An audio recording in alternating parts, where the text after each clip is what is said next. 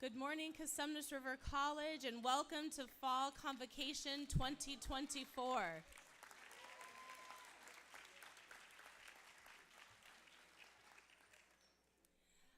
Actually, I'm going to say that just one more time because I feel like we could have just a little bit more energy, all right? Welcome, Cosumnes River College. We are embarking on Fall 2024. Are we excited? Yes. Fantastic, fantastic.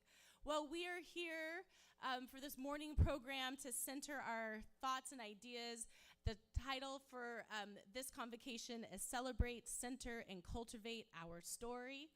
We have a fantastic program laid out for you today. A lot of learning, a lot of gifting is going to occur, gifting of knowledge. So I'm excited about what we have here in person and also for those of you at home. Part of my job as a professional development coordinator, maybe I should say who I am, I guess. Thought about that. My name is Tanika Bird, and I'm the Professional Development Coordinator. I also teach in the Communications Studies program here at Cosumnes River College, and I'm excited to move into my second year of serving you all as the Professional Development Coordinator.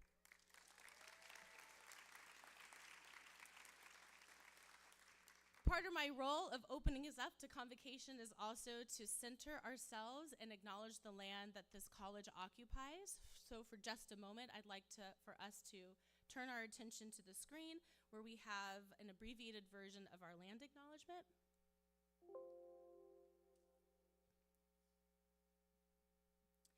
So we pause to acknowledge that Cosumnes River College sits on the land of Miwok and Nisenan people. We remember their continued connection to this region and give thanks to them. We offer our respect to the elders and to all Miwok and Nisenan people of the past and present. When I'm given the honor of administering the land acknowledgement, I always like to pause and make it a little bit more human and less performative. So today what I'd like to do is I'd like to center our thoughts or ideas on a group of folks who need a little bit more attention. There's a campaign that is centering the challenges of Indigenous women. It's called the Missing and Murdered Indigenous Women Movement. Indigenous women are facing violence at extreme rates compared to other communities in our country. On Turtle Island, otherwise known as North America, Indigenous women Indigenous people only make up a small portion of the entire population. However, the amount of violence that women are facing is unprecedented. We don't have time to go into the details, but what I hope for you, or the hope, is that you all maybe look up this movement and also spread the awareness. The hope is that more folks are aware of this crisis, that we'll be able to learn more about it and also hopefully make some change. Cosumnes River College is making change in as far as Indigenous folks, and so we have recently hired a brand new director of Native American Student Support Services and Success Programs, Dr. Shana Philpott.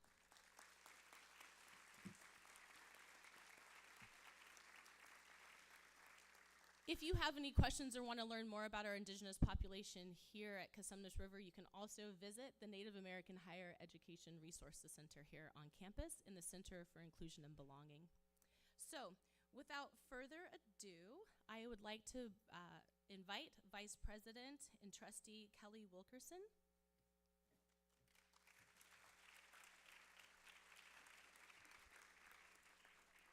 On behalf of the Community College District Board of Trustees, I'm so happy to be with you. With me is our president of our trustees, Pam Haynes, who's a longtime community college advocate, and so happy to have her here as well.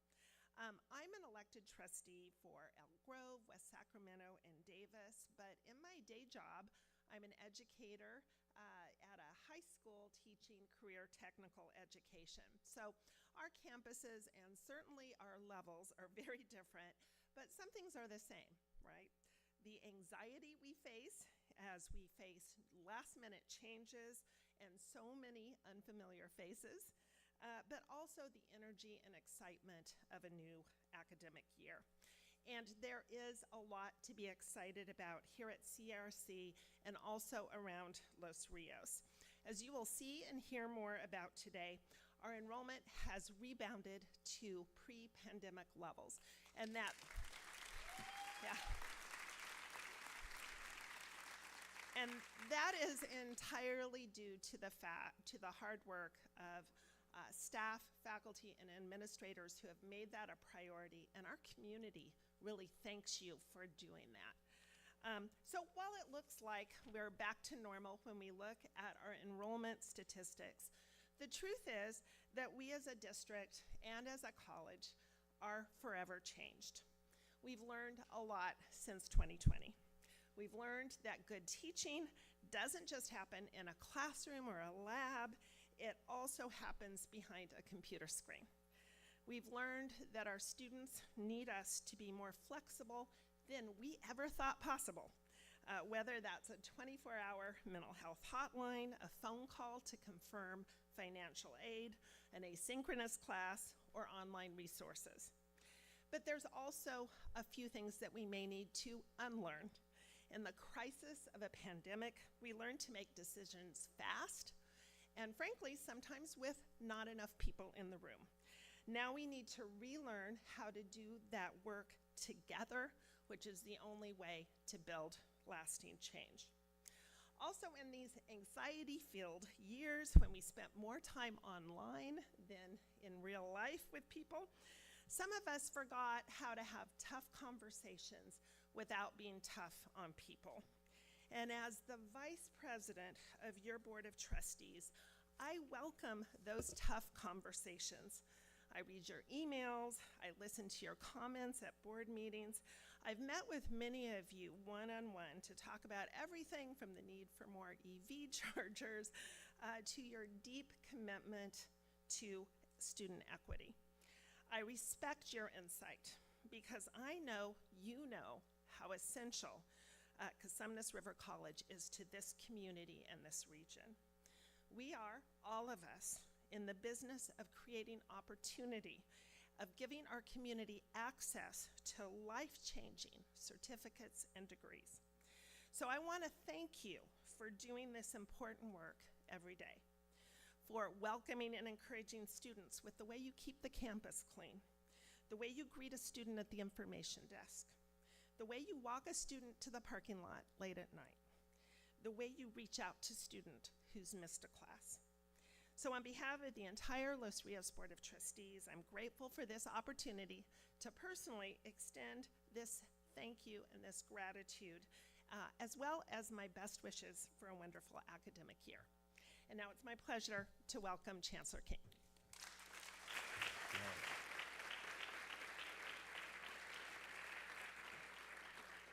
Good morning, CRC. How are we doing?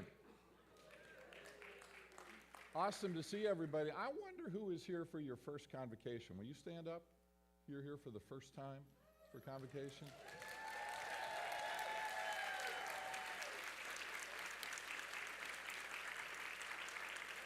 That is awesome to see so many of you here, part of a dynamic college here at CRC and a great community college district. We also have a lot of continuity and leadership, but I want Pam Haynes to come up here for just a second. President Haynes. So many of you, this is your first convocation. Trustee Haynes, President Haynes, is our longest serving board member and is at her last convocation.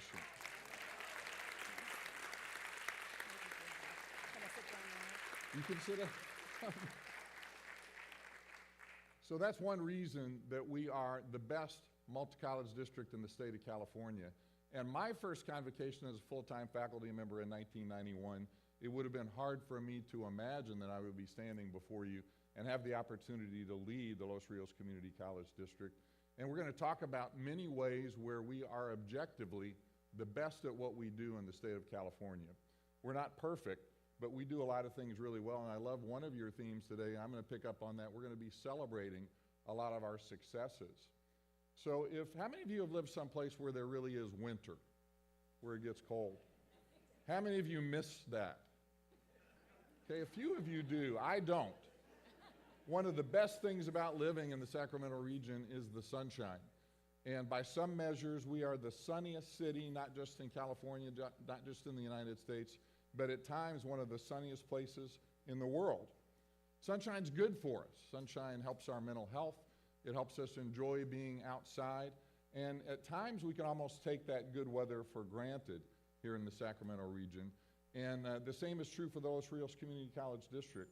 Our excellence has been so sustained for so long that at times we can almost take that excellence for granted. And I think at Cosumnes River College, I want President Bush to stand up for a second. You know,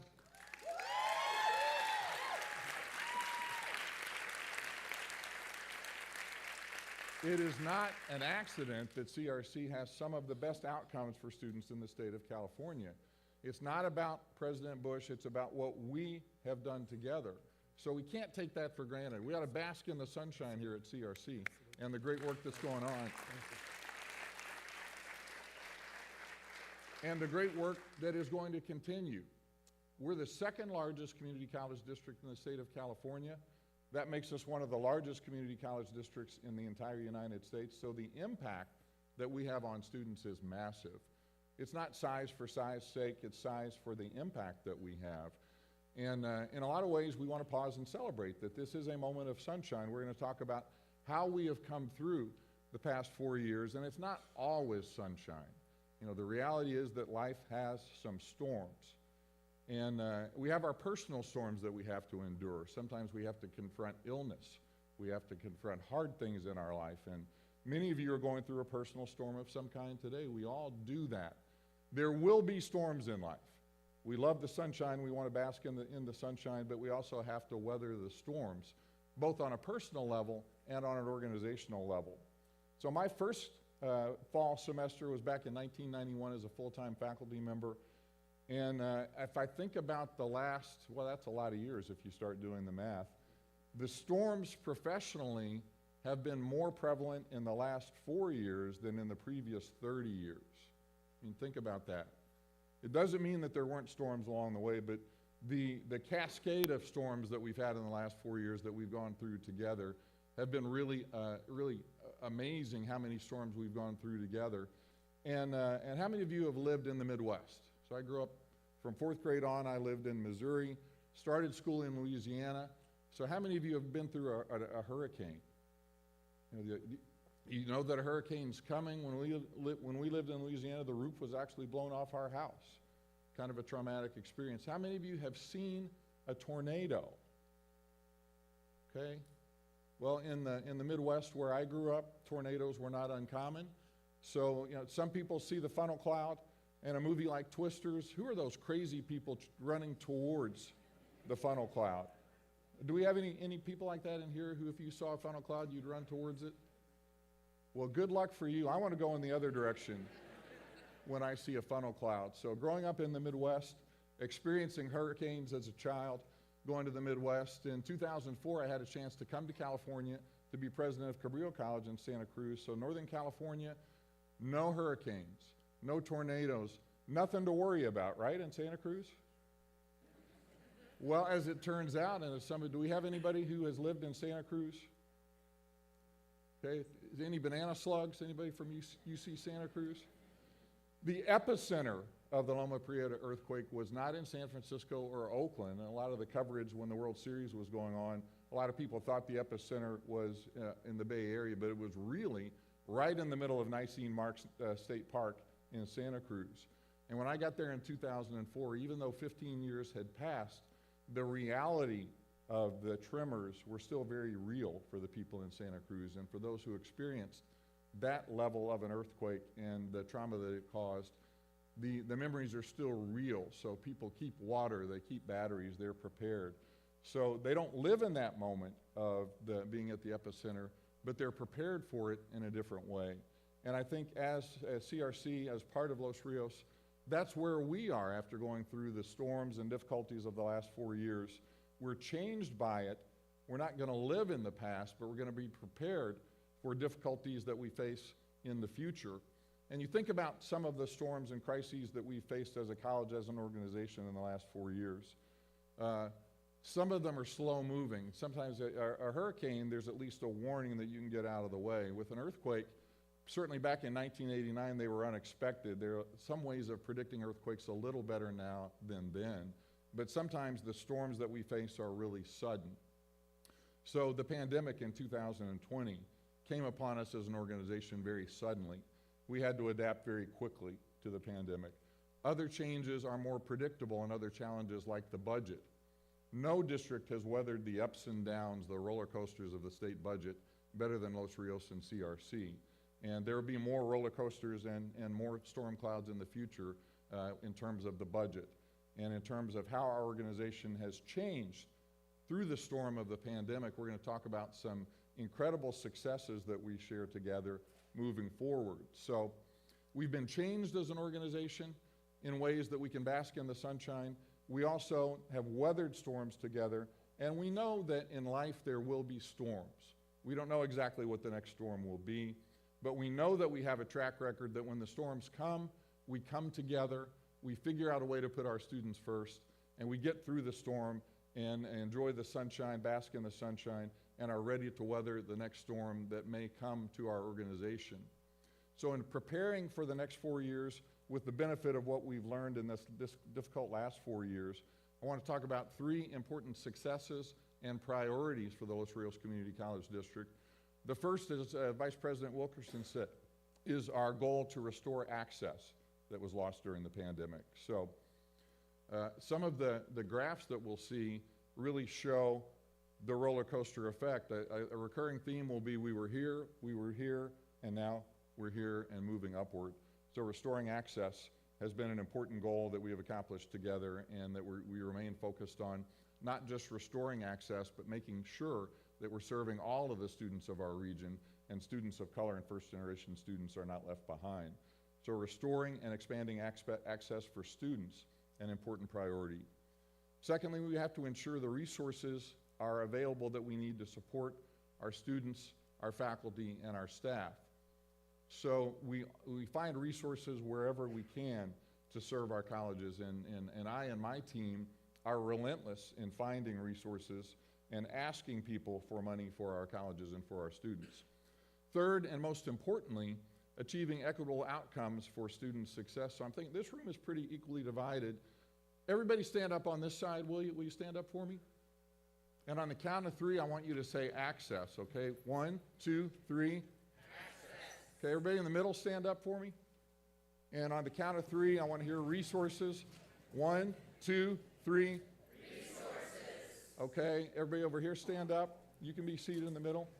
And on the count of 3, student success. 1, 2, 3. Student success. Okay, so group 1, give me an access.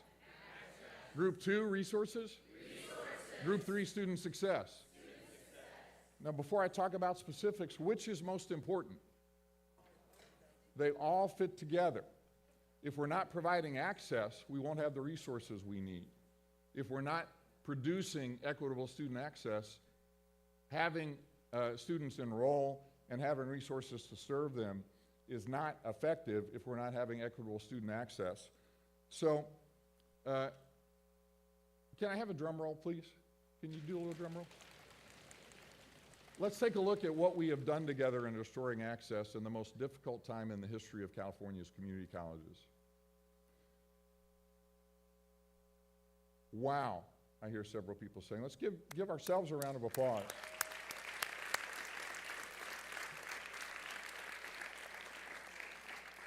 Unbelievable what you have accomplished in working together to restore access to our students. Now, the weather we can't control. There are some factors of access that are beyond our control. The demographics of our region are good. I spent the last week with an economic development group from Sacramento talking about some of the advantages we have as a region. Employment is growing in the region. A lot of people are moving from the Bay Area because the cost of living is high, quality of living is better here. But there are factors and strategic decisions we have made that were the right decisions. that we made together that have us in the position to not just restore enrollment to pre-pandemic levels, but continue to increase access. So 2 very important strategic decisions we made. The first involves modality of education and course enrollment by modality. So this is courses, and if you just look at the colors, the dark color is online, the lighter blue color is on ground. So 2019 on the left, no surprise, we were overwhelmingly on ground in the courses we offered, right? We were offering perhaps more online classes than you might have thought. So the one area of growth even before the pandemic was online education, and really the only growth nationally in higher education had been in the online space. So we were talking about the importance of offering courses online. Then what happened in 2020, March 13th, 2020, to the tremendous credit of everyone in this room, we pivoted 48 hours from overwhelmingly on ground to overwhelmingly online education. And then in 2021, that was the peak of online education as a percentage of courses offered. Now in the fall of 2022, a restoration of on-ground classes, and then 2023, you see the balance moving towards more offerings on ground. Now there are districts around the state that were less responsive to student demand than we were. So our focus was, we may have ideas about what the best modality is for students. We want to do a lot of research about how students are doing in different modalities, on ground, online. But the reality is that the student demand for online was much higher, the demand was much higher than the amount of offerings we had in 2019. And through the pandemic, what we have done as an organization is be responsive to the student demand. And districts that made the choice to try to restore all their classes on ground more quickly have suffered in terms of providing access. So what is the right mix? We have, we will, and we should have very robust discussions about what the right mix is, and we need to be doing the research about how students are being effective, how they're succeeding in different modalities. But from an equity standpoint, we should take a lot of pride in what this means. Did not have the ability to come to our campuses because of life before the pandemic, and now first-generation students of color who were making the choice to go to proprietary, sometimes predatory institutions, now have the opportunity to enroll in one of our community colleges. So the equity impacts of expanding remote opportunities have been immense for our students. And now the work ahead is to make sure that students are being successful, whatever the modality of the classes that they're taking. So this is just enrollment. Let's look at success rates in terms of students who graduate. So before the pandemic, about half of our students who received degrees, so this is our completers, about half of the students who were completers took classes at multiple Los Rios colleges. Now, how did they do that before the pandemic? How did a student take a class at multiple colleges? In a lot of instances, they had to get in their car. There was time and energy involved. We did have online courses, but they were hard to find. If the online class was at another college, there was some friction for students in finding how to enroll in an online class. Let's look at what's happened in the intervening years during the pandemic. 33% increase in students who graduate. Again, these are the successful students in terms of earning a degree. So 33% more are taking classes at multiple colleges. What that means at CRC is the great inventory of classes at CRC is now available not just to people within a geographic region, but to everyone in the Los Rios district. So what we want to do as a district is make sure that our students do not leave the ecosystem of our 4 colleges. We want students to have an adequate inventory among our 4 colleges so they don't have to go outside, worst case to a proprietary, often predatory provider, or even to our friends like Sierra College. We want our students to be able to stay within the Los Rios Community College district. And give yourselves a round of applause. That's an impressive accomplishment.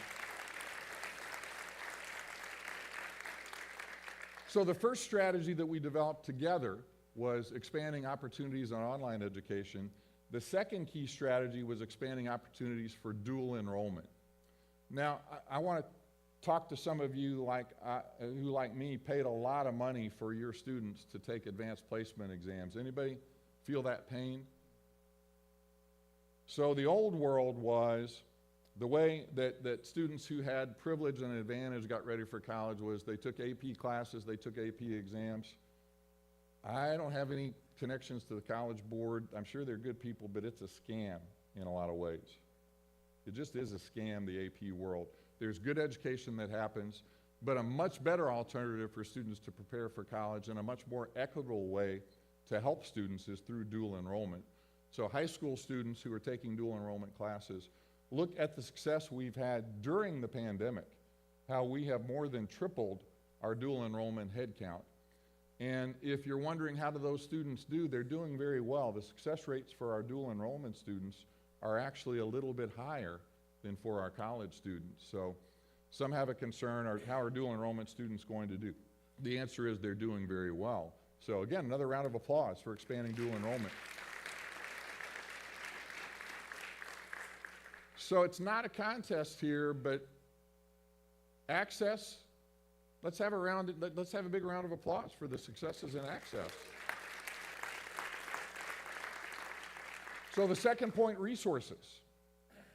Very important that we have the resources we need to support our students and also to support our faculty, staff, and administrators. So 2017, we had a new funding formula, but in a lot of ways, the new funding formula is similar to the old funding formula in that the most important determinant of how much money we receive from the state is based on access. So again, if you look at the chart, the navy blue is the percent of funding that is based on access. So if you're killing it in being very successful in access, that translates directly into funding for our district. So again, the relationship between meeting the demand for access, which is very mission-centered, and having resources. The districts that are struggling with restoring enrollment are also going to struggle in terms of resources. So we're well positioned coming out of the pandemic to have restored our level of access, which translates directly into our funding. So about 70% of funding based on access. And then we're going to talk about our successes in other areas like financial aid, that how we do in financial aid determines our funding. And again, providing financial aid to students. I love it when the resources are aligned with doing the right thing. So expanding access is at the core of our mission. It also is rewarded in the funding system. Improving things like financial aid are the right things to do for students and also leads to more money coming to us from the state of California. The budget is a roller coaster, and you think about some of the predictions for the California budget this year. You heard about a huge shortfall of revenues at the state. So we were planning conservatively, and then when the dust settled this year, we have a pretty good budget. So a lot of districts have a tremendous difficulty navigating the whipsaw or the roller coaster, but one reason that Los Rios is able to navigate the unpredictability of the budget is because of our compensation model known as the bucket system. So we don't spend revenues until we have them. And for instance, at the end of, going into this budget year, we talked about being very conservative. Would we have any money for ongoing salary increases or our retro payment when we settle up with funds we've received? And the good news is the way the budget was resolved, we have significant ongoing increases for all employee groups and also a significant retro payment.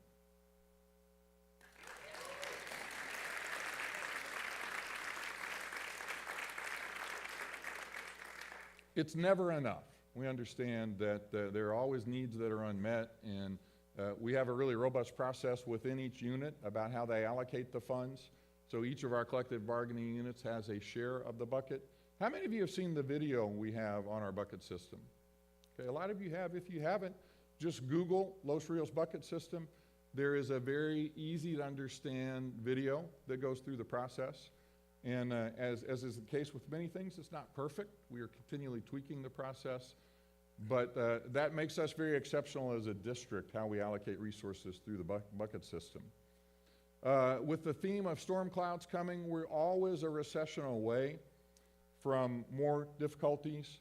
And how many of you think California will have a recession again at some point in the future? Okay, 100%. How many of you think you can predict when it will be? hard to know.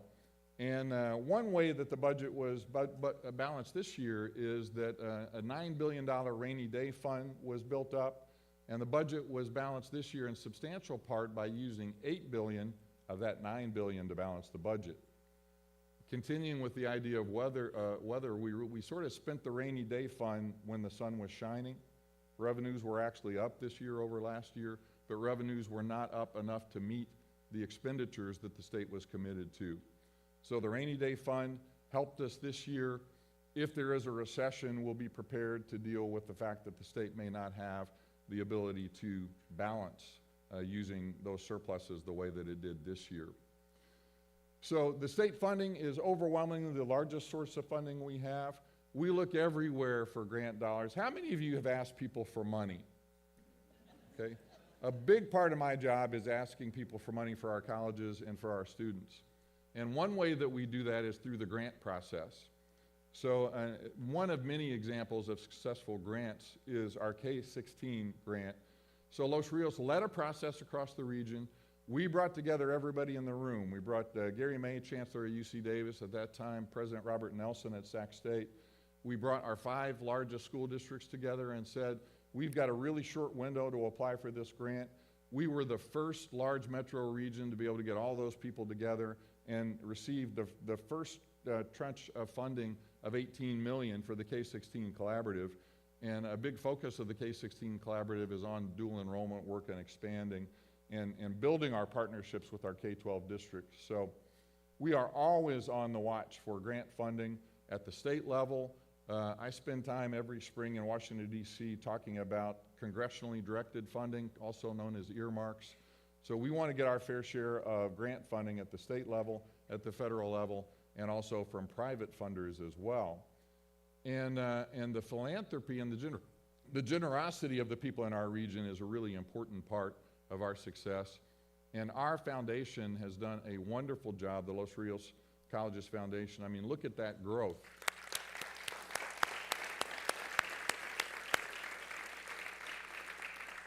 One of the most enjoyable things, and I wouldn't have thought this when I started leading community colleges, is asking people for money. Is that surprising that asking for people for money is really a wonderful thing to do? Because here's what I learned, that I wasn't asking people to do something unpleasant. I was giving people an opportunity to do something that would make them feel really good. And at one point, we brought together all of the largest donors when I was at Cabrillo College in Santa Cruz. Everybody, millions of dollars of donations. And to a person, every person in that room said, outside of maybe the birth of a child, marriage, their major life events, the most meaningful thing that they had done was given money to help our students. So I have good news for you. I am going to give you that opportunity today.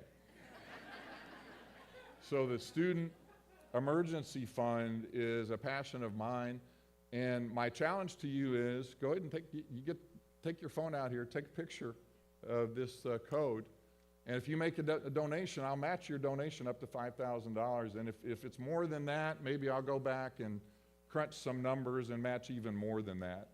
But this is a twofer. You get to help students and take money out of my pocket at the same time. So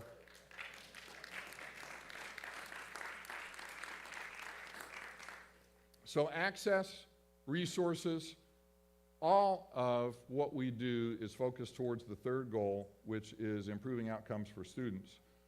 And in addition to the great weather in Sacramento, we're also one of the most diverse cities in the United States. That was very appealing to me coming from the Midwest to California and then in Sacramento. We are an incredibly wonderful, diverse city, serving students from all sorts of backgrounds, all different races, ethnicities. It's a beautiful place to be. And one of the areas where we have spent a lot of time making sure that we're serving these students well is in financial aid. So a lot of you have heard some of the stories about the difficulty with the new FAFSA form. And on this graph, you see a huge, the top line is 2023, then the changes in applying for financial aid. It's been devastating for students around California. They've had more difficulty applying for financial aid. But, so statewide, a 46% decrease. So to get a sense, I'm setting up what a great job we've done together. So 46% statewide. Let's take a look at Los Rios. We are actually up in financial aid applications and California DREAM Act applications. So everyone who's been involved in the redesign of financial aid, stand up so we can thank you. It's been hard work to make the changes. Yeah.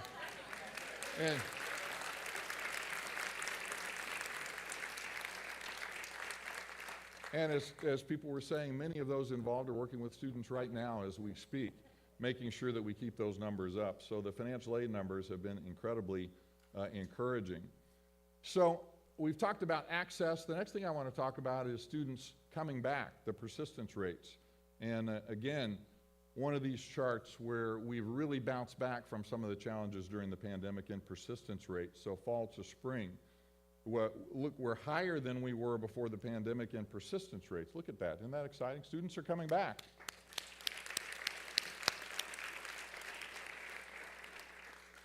And the last chart that I want to share is a really important chart to see how students are doing in math and English and the throughput. So a % or 2 change in our world is really hard to come by. And if you look at how dramatic the changes are, you know, the top line is English and the bottom line is math, where what throughput means the students who are completing the transfer level class in math or English. So as more students are completing transfer math and English, that has a direct result in the overall completers. So this is just fundamental work. It's been hard work, and Vice President Wilkerson talked about that need to have courageous conversations. These outcomes are good, and the outcomes also raise questions. So the students who are not being successful even after the changes we made need to be our focus. And what do we do together to even further improve upon these outcomes? But aren't those numbers amazing?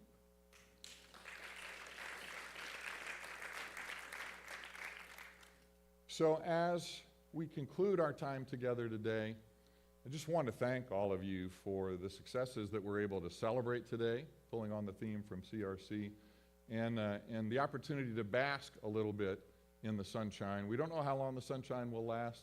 We know that there will be storms. We don't necessarily know what the next storm will be. It may be a slow rolling storm from the budget where we have some warning, or it may be a sudden event that we have to come together and figure out how to respond. But I just cannot tell you how encouraged I am as we begin this semester that we've weathered the incredible storms of the last 4 years.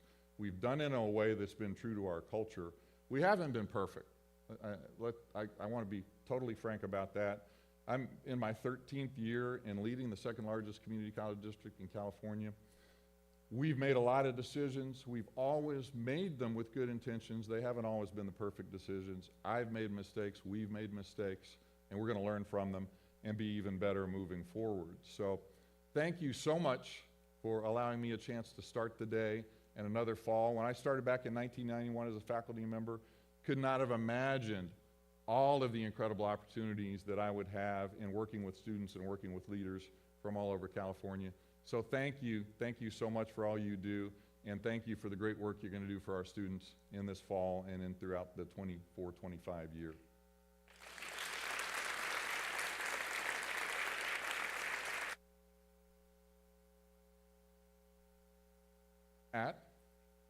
I'm just the warm-up act for Miranda Riccucci. Thank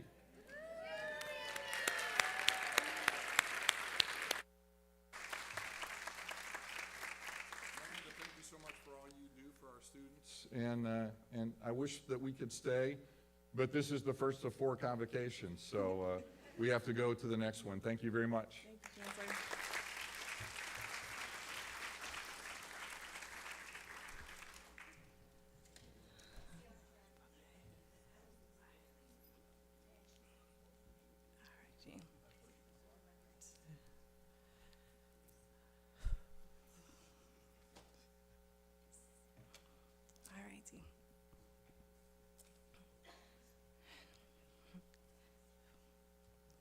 Hello and good morning. Hi. For those of you who do not know me, my name is Miranda Riccucci, and I'm proud to serve once again as the re-elected Associated Students of Cosumnes River College Student Senate President for this academic year. Okay. This academic year will be my final year at Cosumnes River College. I am majoring in biological anthropology, and my goal is to transfer to CSU Chico State.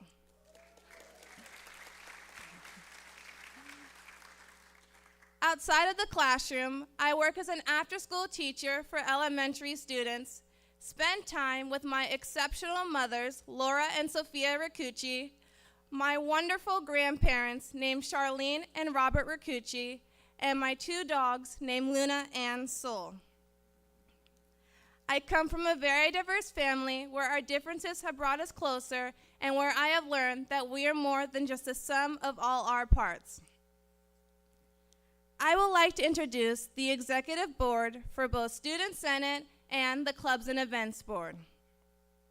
For Student Senate, we have myself as the re-elected Student Senate President, Vice President Ryan Pierce, Treasurer Mintry Nguyen, Director of Legislative Affairs Denise Valdez, and Secretary Maya Rentiera. For the clubs and, oh, thank you.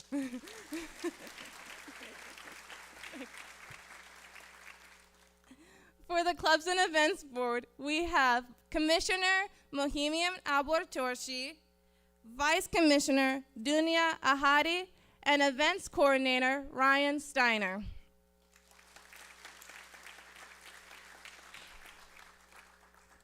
As a leader, my main purpose is to be the voice of the students.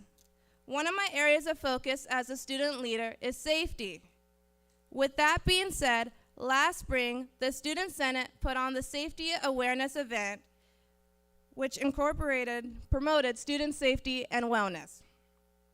With that happening, during that event,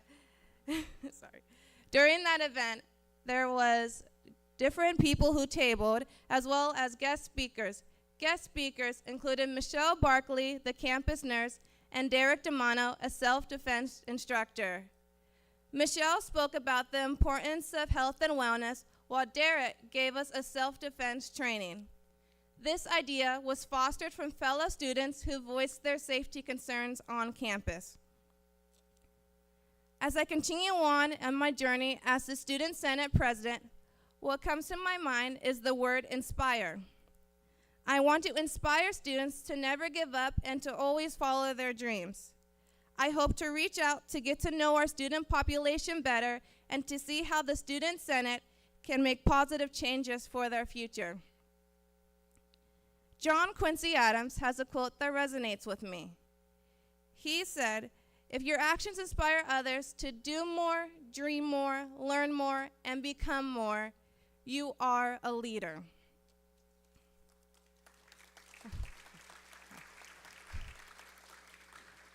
Thank you for your time, and I look forward to collaborating with various faculty, staff, and administrators to see how we can inspire CRC students together. Thank you so much.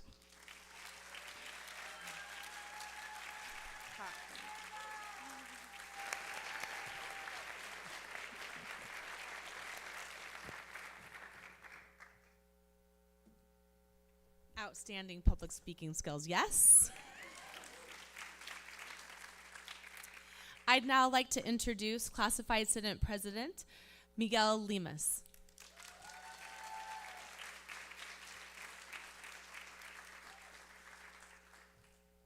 That was great. Morning. My name is Miguel Lemus, Classified Senate President, and it is an honor to be here with all of you guys today. Going back a year ago, we had a theme. We had a theme about connection, conversation, and community. I don't know if you guys recall that. I mentioned the importance of engaging in important conversations that will create strong connections. strong connections among all of us. And as a result, with those conversations and those connections, we will make a stronger community. Have we achieved that? I think we have. We had had tough conversations to better serve our students. This year, we are focusing in another 3 C's: center, cultivation, and celebration. To center is to find our core, our purpose, and strength of what we do. But my question is, are we there?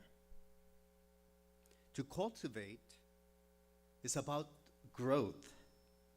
Our growth as a great college to serve our students. Are we doing that? And as we cultivate, we celebrate the achievements of our students. Are we ready to do that?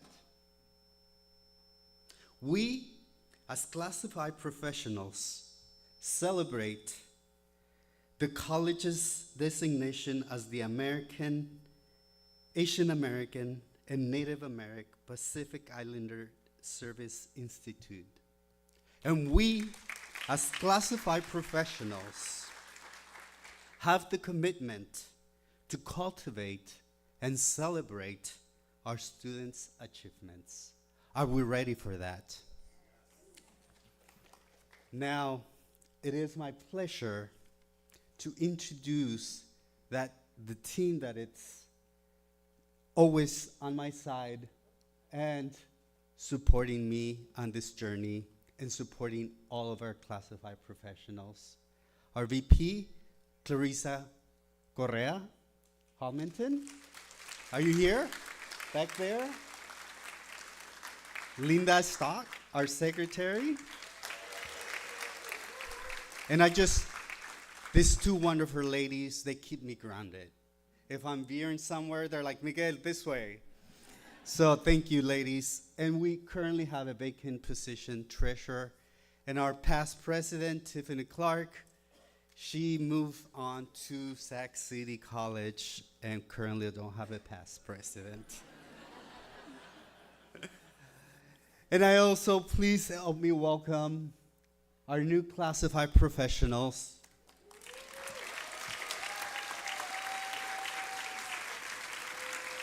And I'm going to go ahead and read their names very quickly, and hopefully I can pronounce all of their names correctly. Eddie Adams, Hamad Ashra, Sophie Borison, Stuart Canton, Mayra Garcia, Amber House, Mua Kang, Jonathan Leong, Michelle Marufo, Aaron Ramos, Raquel Redondo, Michael Reese, Claudia Sampaio, Shristi Singh, and Dua Young. Welcome all.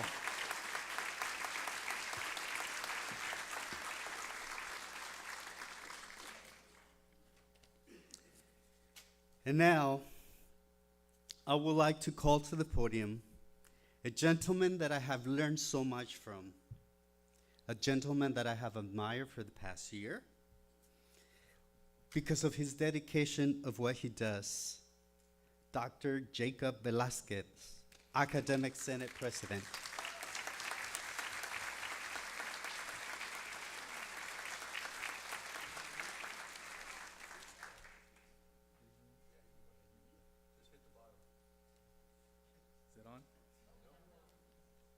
Hold the bottom.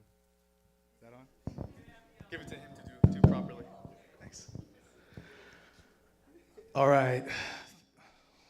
Yeah, we'll get to the clicker. Not like that, though. Oh, all right. Yeah, so it's really nice to see everyone. As I look out here, I see, well, I just learned recently a friend from high school. I see colleagues, classified staff who I work closely with, but I also see my former teachers. I won't call you out by name. Saying I see you over there. No, but I want to celebrate us all. And I want to celebrate the Senate. Right? That's why I'm here. Yeah. And I think most importantly, I want to celebrate our commitment to our students. This is the Senate exec team, which is responsible for leading the faculty senate. Yeah. We have Scott Crozier, past president. Eric Anderson, our secretary. We have the wonderful, stupendous, superb Lauren Wagner as vice president.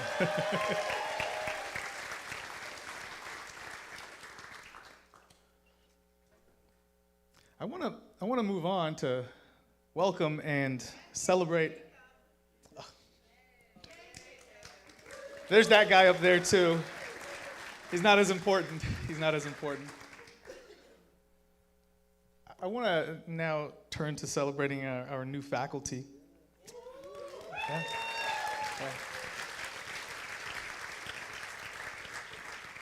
So many names up there, I think we have to, 2 slides.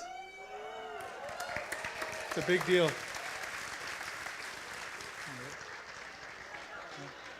We're done now, so.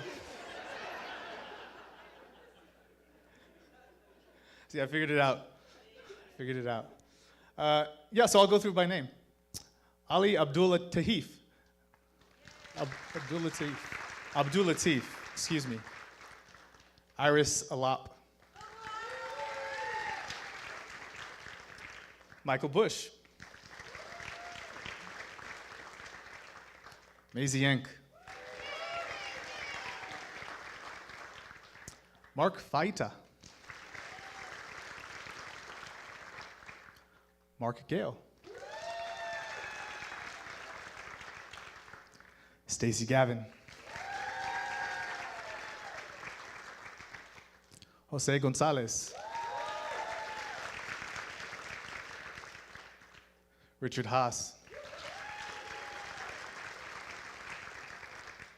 Scott Haskell.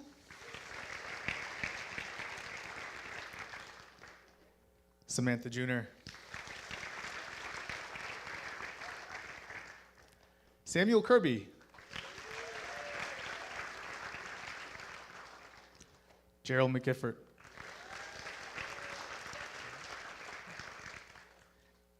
Ana Mercado.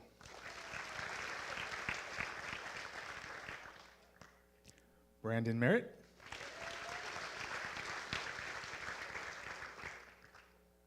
Natasha Miller.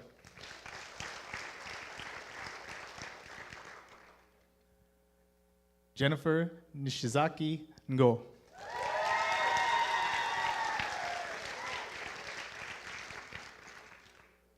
Melissa No.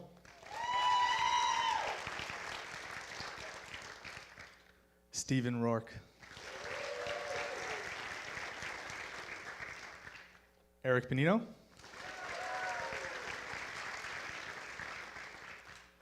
Robert Anthony Perez. And Tyler Pierce.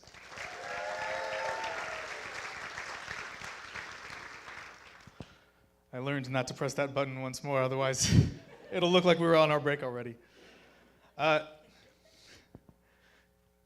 We welcome the new faculty to a community which, if I know anything about it, is very much committed to student success, right?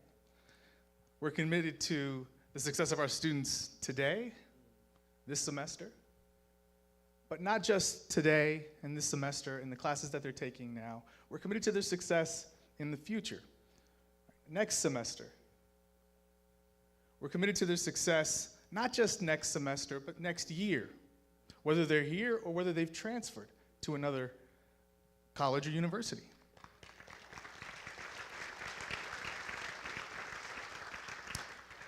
We're committed to their success beyond that, right?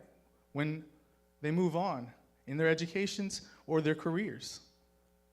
We're committed to their success. So we welcome these faculty into a community that cares for, is concerned with, is continuously committed to students' current and future success.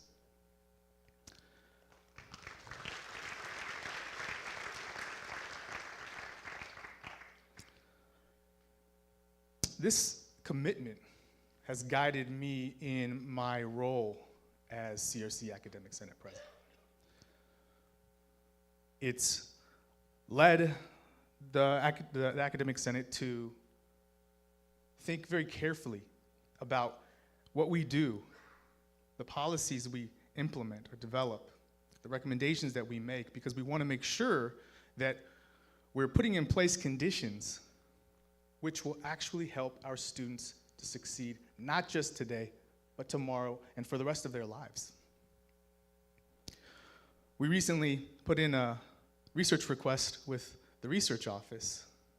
Shout out to Paul Mines and Katie Wilson. Yeah. Excellent work coming out of the research office. What we were interested in understanding was the relationship between an instructor's course success rates and their students' ability to succeed in future courses. So we studied some STEM courses. We studied math, a pair of math courses, a pair of biology courses, a pair of chemistry courses, and a pair of physics courses. And what we learned, due to the excellent research from the research office, is that there's actually a negative association between students' ability to pass the next course in a sequence, in a STEM sequence, and the instructor's success rates. That is to say, I know I'm probably speaking in a language right now that not everybody is familiar with, but that's to say that the higher an instructor's course success rates, the less likely a student is to pass the next course in the sequence. And that makes us wonder, what's going on? What can we do to ensure that we're really living our commitment to students' future success? And we've been thinking about that, and we're going to continue to think about that. Some of the questions we're going to have to discuss, and they're going to be difficult conversations, but we've got to have the conversation. Some of the questions we're going to have to approach are whether a department chair ought to have access to specific adjuncts course success rates by name, whether we should use those course success rates in determining which classes are assigned to which faculty. And it doesn't stop there. We'll have to discuss and consider whether it makes sense or whether it's best for our students and their future success to use course success rates as a criterion when ranking faculty hiring proposals. These are things that I didn't just come up with these ideas, right? They're things that have been out there. And as a community, I know that we'll be committed to taking seriously these questions, to finding answers to these questions so that we can do our best to ensure that students succeed not just today, not just this semester, not just next semester, not just next year, not just when they transfer, but for the rest of their lives.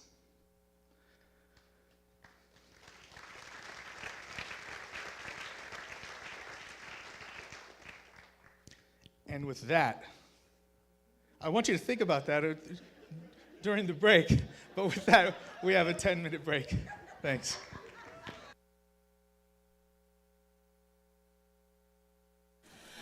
All right, so about 10 minutes means about 9:45-ish. So please come back at that time. Thank you. Can you make an announcement? If you haven't, new faculty, new everyone, take photos.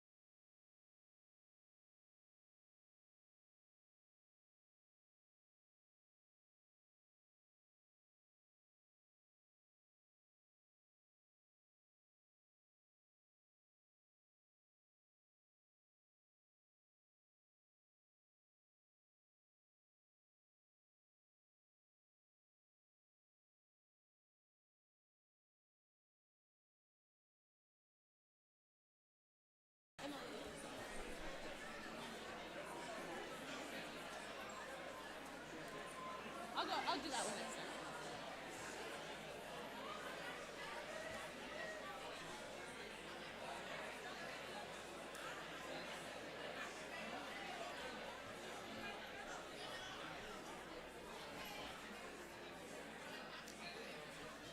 I'm just announcing you, right?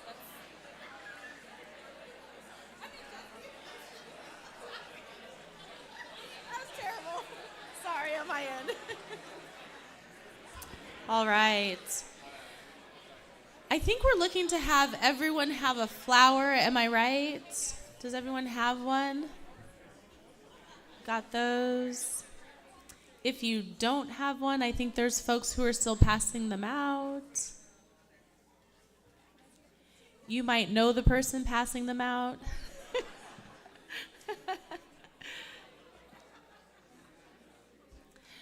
Raise that hand nice and high if you still need a flower. Uh-oh. What happened in the middle of the room?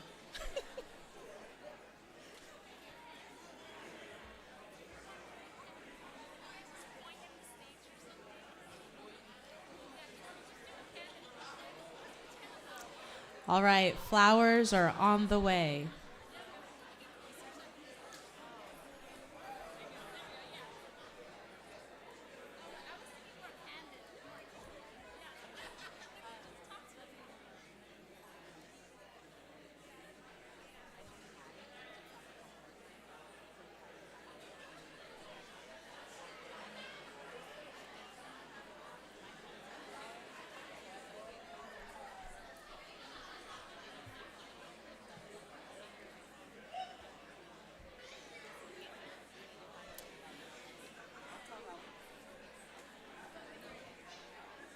Okay.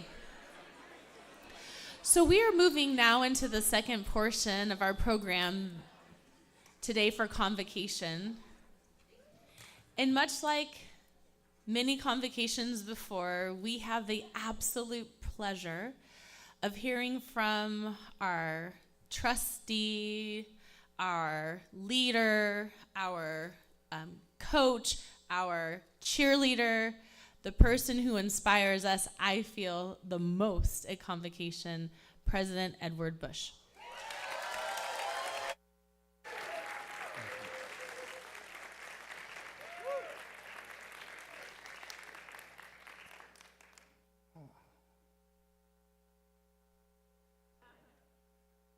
Y'all know I like to take a minute,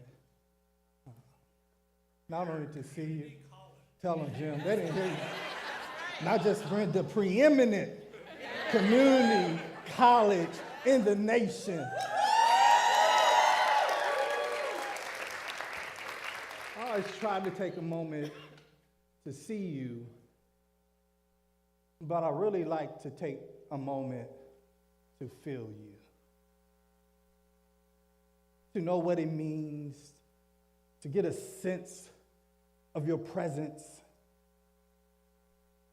to try to get some insight in terms of how you are showing up in this moment, in this space, at this particular time, at this particular juncture in your life, at this particular juncture in the life of our institution.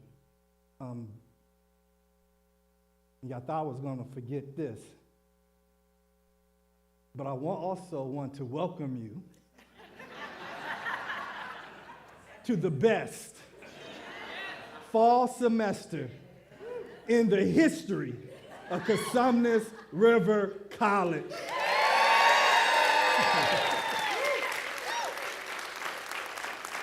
This is my 10th fall convocation. My 19th convocation address, but this is my 10th fall convocation. I'm going to tell you right off the top, that means from the beginning, that this is going to be the best convocation address that I've ever done. The reason that I'm so confident in that, and truth be told, I had some good ones over the years, like don't trip, like if this is your first convocation, I would encourage you, in fact, I would implore you to go look at some of the video clips, like the one when I jumped out of the airplane for y'all. Come on, like, man, it goes on and on, some good ones, but this is going to be the best because this is going to be a presentation about you. The story that we're going to share, the narrative that I'm going to present, the data and the outcomes I'm going to show is a testament to your dedication, to your commitment, to your expertise, to your professionalism, your willingness to sacrifice and to be uncomfortable. This is going to be the story of English and math having to go through 2 sets of legislations over a short period of time that dramatically changed and disrupted everything that they were doing before, that still stuck with it, that still taught, that wrote curriculum only to rewrite curriculum again, to create a class only to stop the class. And come on, do I have some witnesses?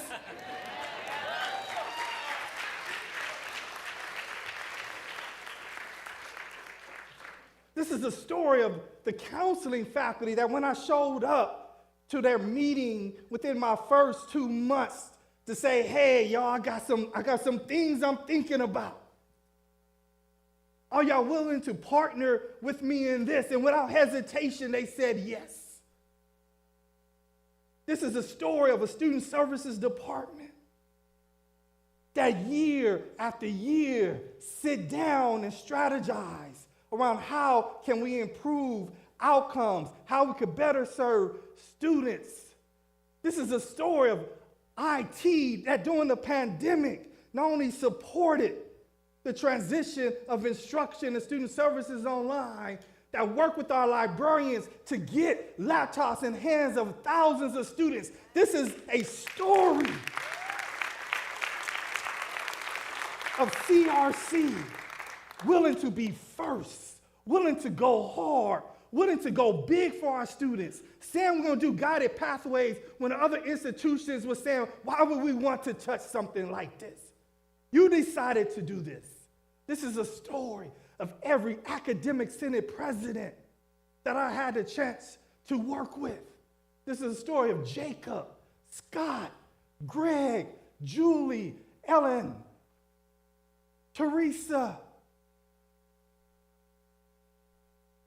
This is a story of the union presidents, Teresa Aldridge, Jason Newman, who believed, who was willing to take ownership and say, look, that if we want to improve outcomes, if we want to eliminate gaps in achievement, we can't just be stuck in trying to protect something, that we have to be willing to take risks, to be able to say that we will work a little bit more, work a little differently, and work a little harder because our students matter. This is the story of SME and biology meeting on Saturdays during the pandemic so they could work together to figure out how to transition their courses.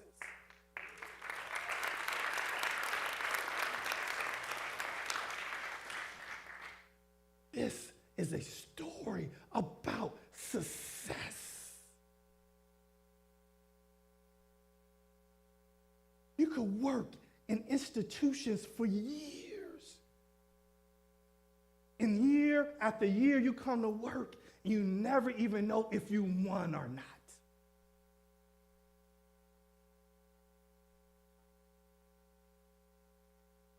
Like, how frustrating is it if you was playing a game and you keep playing it every year, quarter after quarter, season after season, and there's never a scoreboard? I would lose my mind.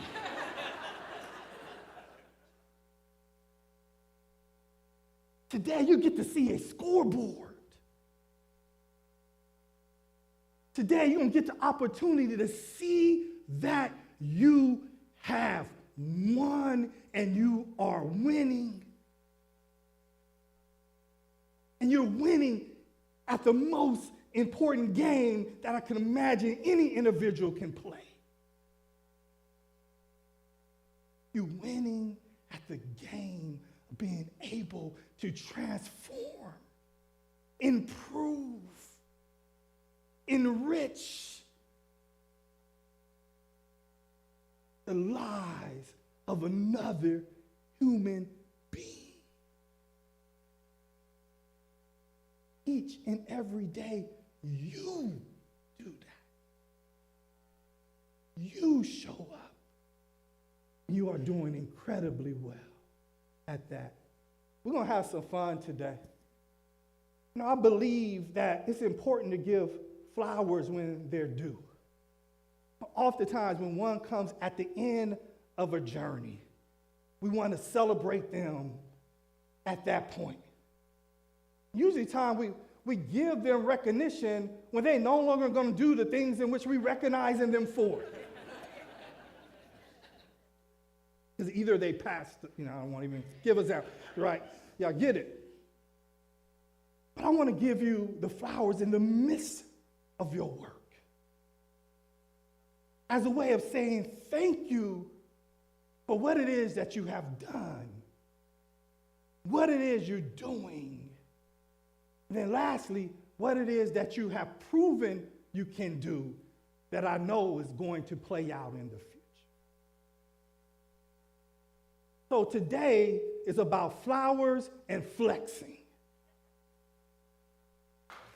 Flowers and flexing. Let me translate a little bit for those of you who may not be totally current in today's contemporary lexicon, that may not be versed in the dialects. I'll stop. I'll keep going. That was starting to feel too good. I'll stop. So we're going to flowers. Hold up your flowers. Now it's time to flex. Urban Dictionary describes like it's a way of showing off really for no reason at all. You're showing off just because you can. So let me give you an example. Like I saw Roy Simpson earlier. I said, Roy, how was your summer? Did you go anywhere? He's like, Spain. Flex. That is a definition of a flex.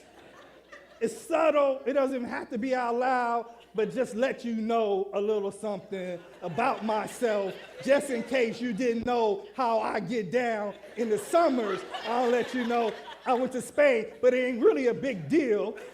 So if you know it's not a big deal if I go to Spain, then it makes me think, well, damn, where else do you go? That's the ultimate flex. I'm a humble guy. I really am. But sometimes, in the word of Kendrick Lamar, you just gotta pop out and show them. CRC, today, we're gonna pop out and show them.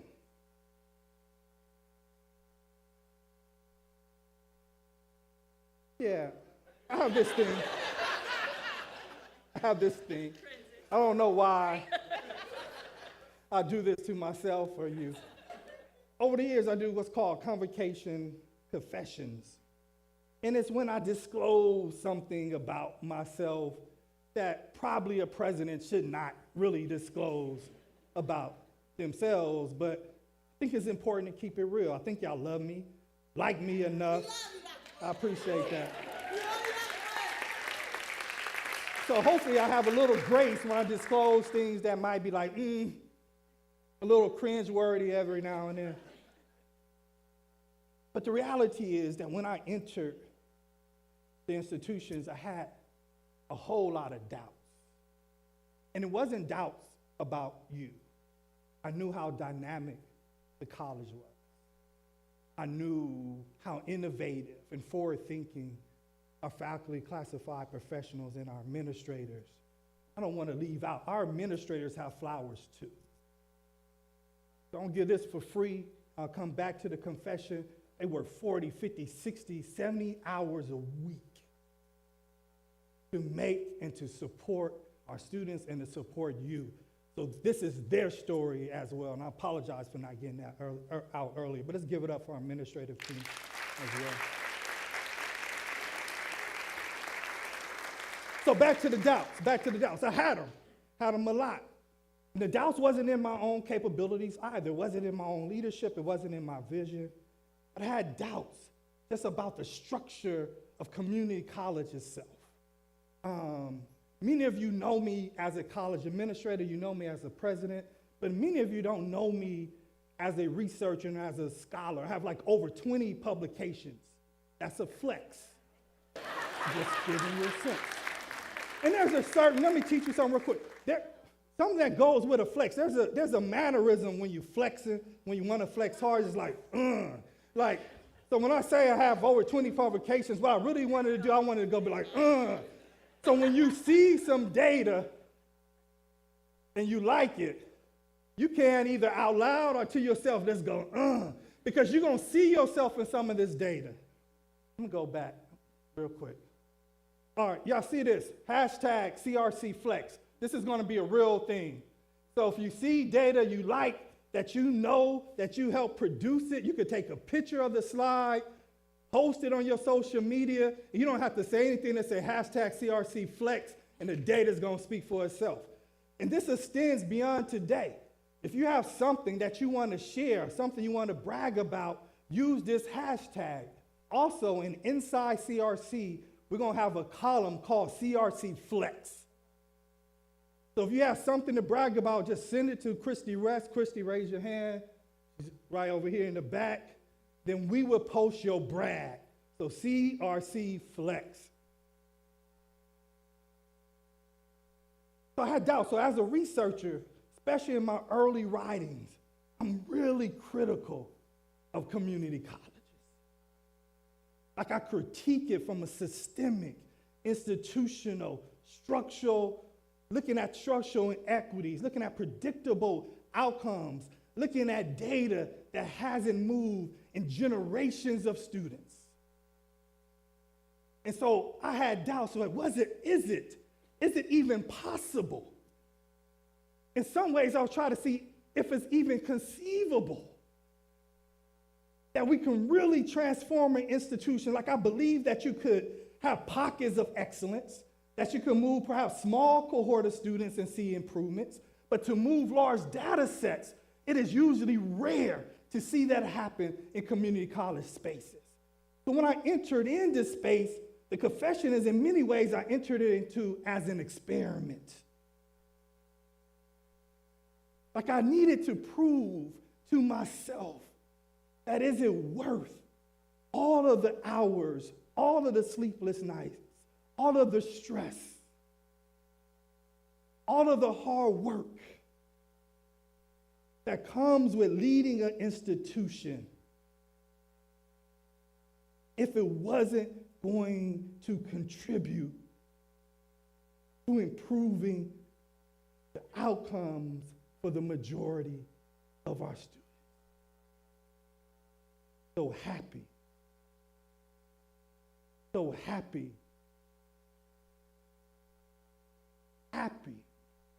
that my hypothesis was wrong.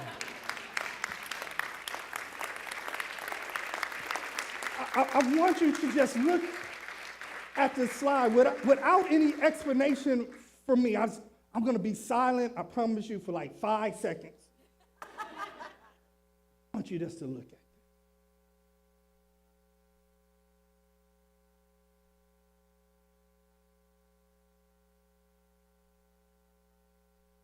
Then I want you, if you're comfortable, to close your eyes, still envisioning this graph.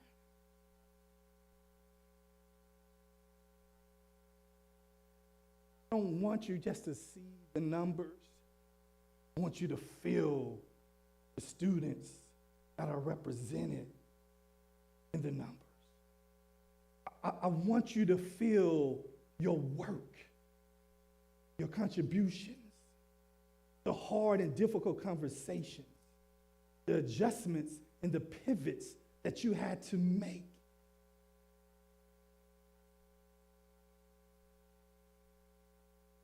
Open those images as you think about the 300 more students that was able to complete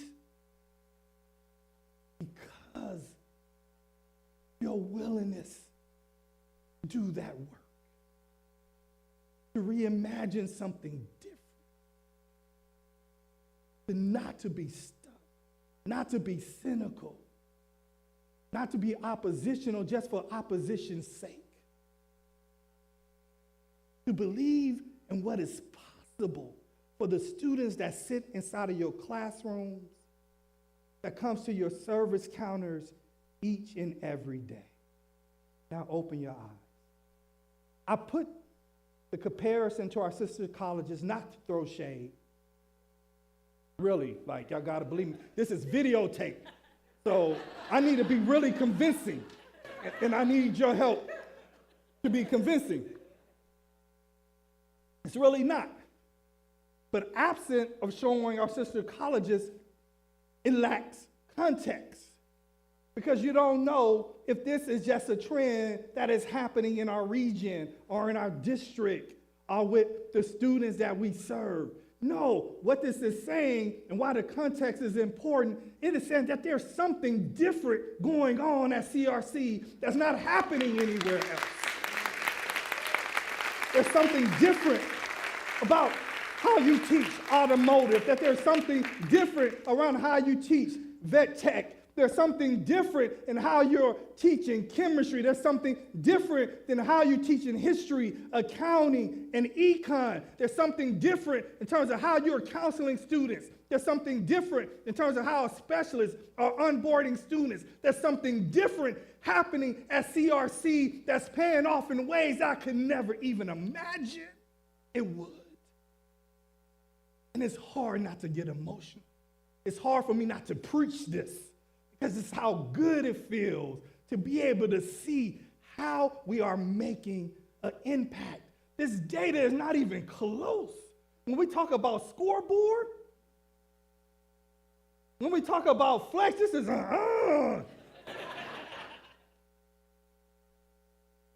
It doesn't stop.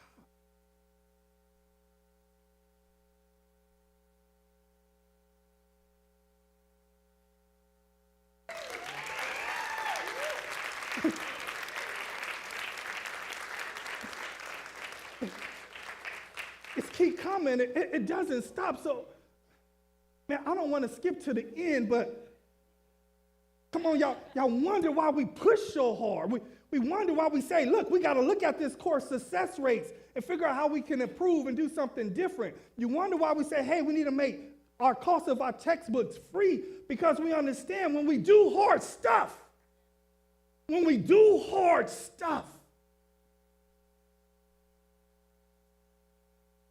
we get tremendous outcomes. When you do low-level stuff, when you take low risk, when you're not willing to talk about what's happening in our classroom, when we're not willing to talk about structural inequities and racism, when you're unwilling to have conversations about equity, when you're not willing to challenge the status quo, guess what? You're going to get low results. Your data is going to be stagnant, and we're going to get status quo results. This is not status quo results by any stretch of the imagination. 50% increase. Again, it is not even CRC. Talked about restoring enrollment. We have consistently grown since the pandemic. When you compare the enrollment decline in terms of head count, not enrollment,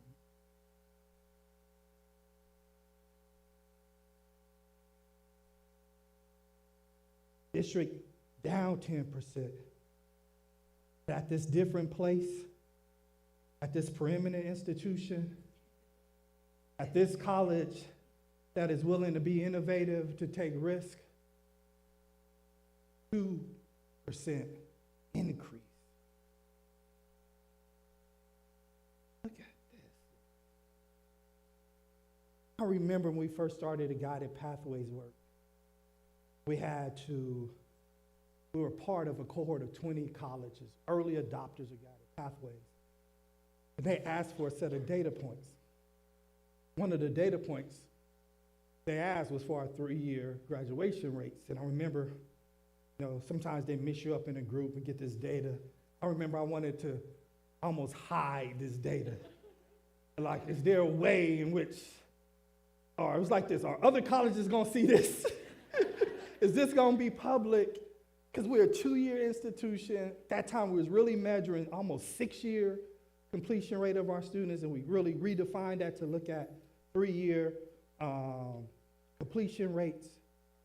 You could see, like, in just, how many years is that, Paul, cohort? Give me that. 5 years? 5 cohorts. Look, double the number of students that are completing from 6% to 15% in the fall of 20.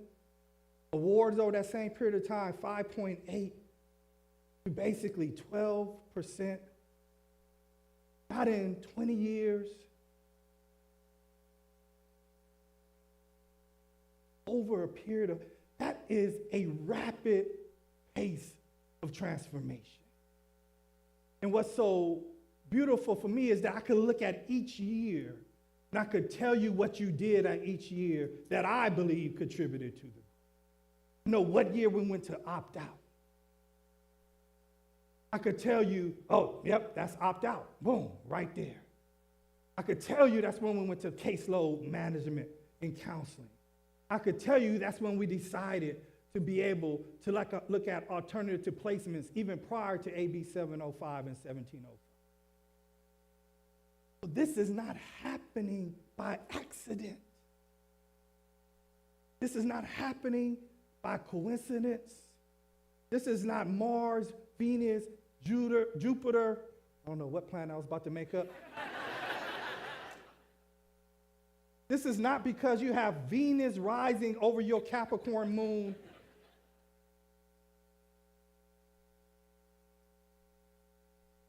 Because you have operated with intention. It's because you have operated with a purpose on purpose.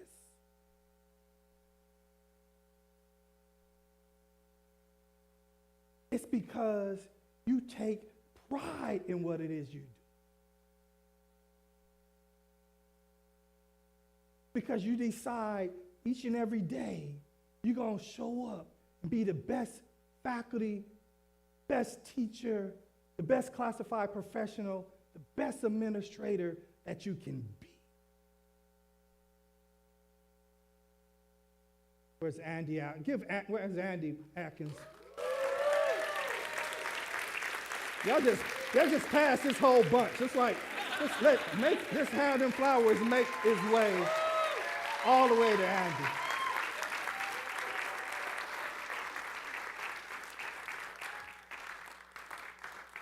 How many know that, man, that we kind of low-key crazy as a college? Well, let me speak. I know I'm kind of low-key crazy as a president. High-key. Oh, man. Real quick, I'm going to get to the story fast. Fall 22, fall 21, one of these falls, summer. Like, man, Scott Crozier was academic senate. I said, what you think if CRC became a zero-cost textbook college? I said, what you mean, like, none of our students would have to buy a book? I was like, He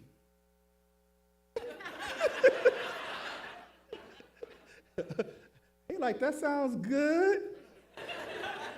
And I'm sure he was fully supportive, and he was, but in my mind, I heard him say, good luck with that. But a good luck came in the form of Andy deciding to lead the effort.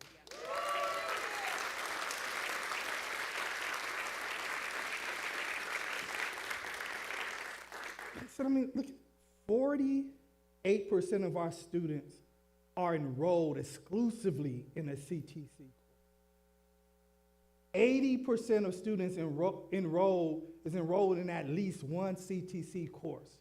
This past spring, 75% of all of our courses were zero textbook.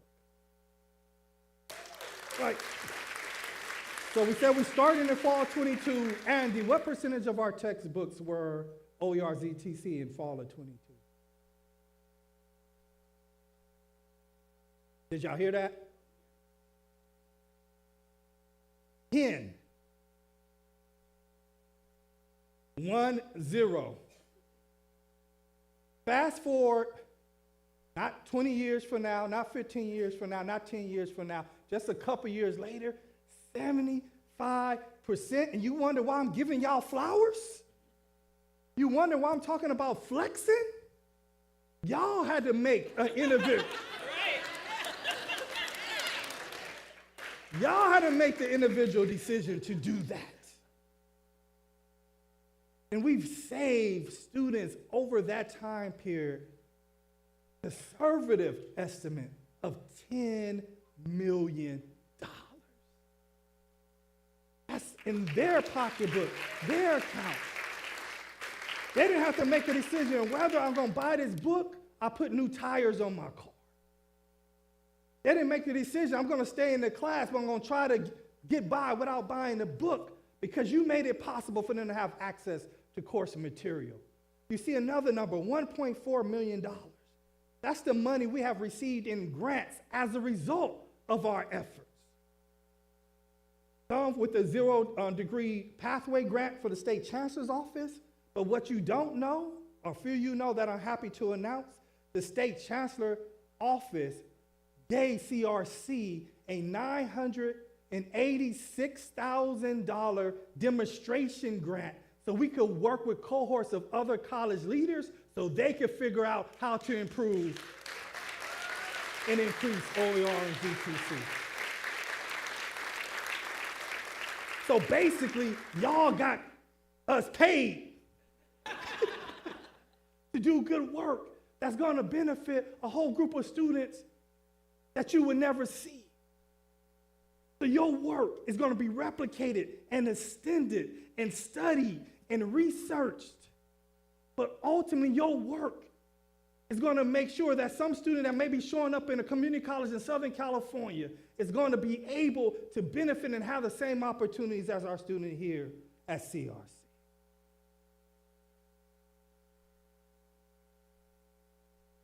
Resources, Chancellor mentioned resources.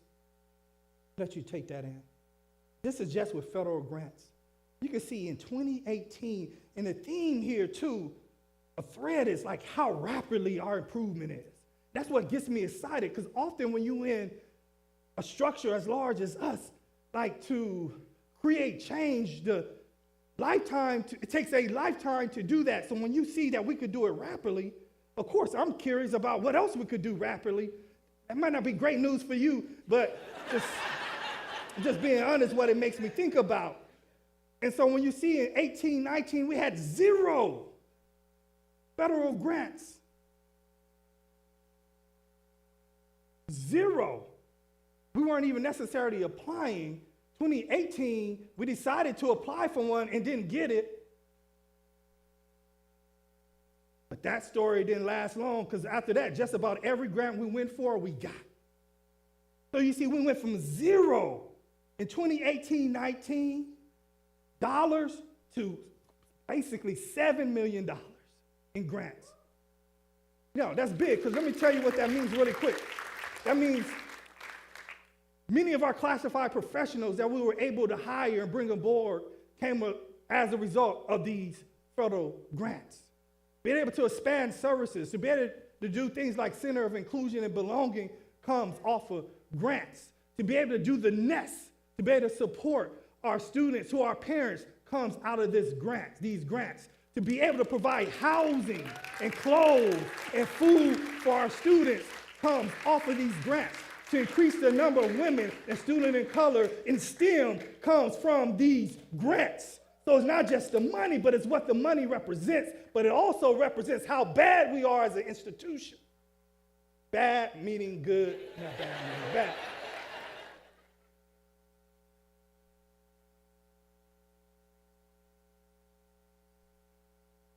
I was kind of low-key clowning Jacob. Somebody else was like, why in the heck he can't get this clicker right? Like, why is he keep... I'm glad I didn't say anything out loud about that.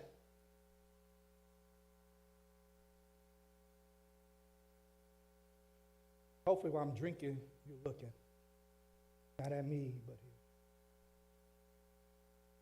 here. In the spring of 2024, we had the highest course success rate in at least the last 15 years of CRC. We couldn't go back further than 15. You know? We could, but just stop. We were like, 15 is good enough. Yeah, it wouldn't fit. The highest course success rates and we've had in 15 years. And this is with us just having the conversation about course success rates. It's just with us thinking through the implications of what it means when a student does not pass your course. Jacob asked you to contemplate some questions, and I want you to do that. I also want you to contemplate some questions of what happens to a student when they don't pass. What does that mean for their life? Because we know when a student doesn't pass one course, you know what? They ain't even likely to take another with us. And we know what happens when the students don't pass a course. They're not likely to complete their program of study. And when they're not likely to complete their program of study, they're not likely, right? They're not going to transfer. They're likely not to get a job where they're able to earn a livable wage. And so we reference the research that Paul did. What I'm going to do, I'm going to set up a college-wide meeting for all of us to be able to review that research. Because this is important information, important data there, that we know that there are faculty in that STEM cohort that have high success rates, and the students also pass the next subsequent class at a high rate also. We know that. That's in the data as well. Because what we're going to do, we're going to answer all of those hard questions. We're going to have all of those difficult conversations. We're going to get a little uncomfortable. It might feel a little intrusive. It might be a little different than what you are used to in terms of conversations that administrators have with faculty. But the reason why we are going double down on this is because of the outcomes we saw before. That we know, and has been proven and demonstrated, that when we do things that are uncomfortable and hard, our students are the direct beneficiaries of that. And because we are student-focused, and because we are student-centered, and because we are committed to eliminating gaps in achievement, and because we show up each and every day wanting to be the best versions of ourselves for our students, we're not going to stop having this conversation. And we're not going to stop thinking about and reimagining ways in which we can improve outcomes for our students. Because it is too important. If we don't talk about that, what in the hell is it for us to talk about? If it's not about the success of our students inside of the classroom. That is the first conversation an institution should have. That's the first conversation a dean should have with their faculty and a faculty member to their dean. That's the first conversation a college president, as an instructional leader of an institution, is how are things going for you inside of the classroom? How can I support? How can I make your job easier? What resources can I give you? And in fact, not only resources, it is my job to challenge you, to push you in your discipline, to push you in your research, to push you in your teaching, not because I am an expert in that, but because we are a partner in this work.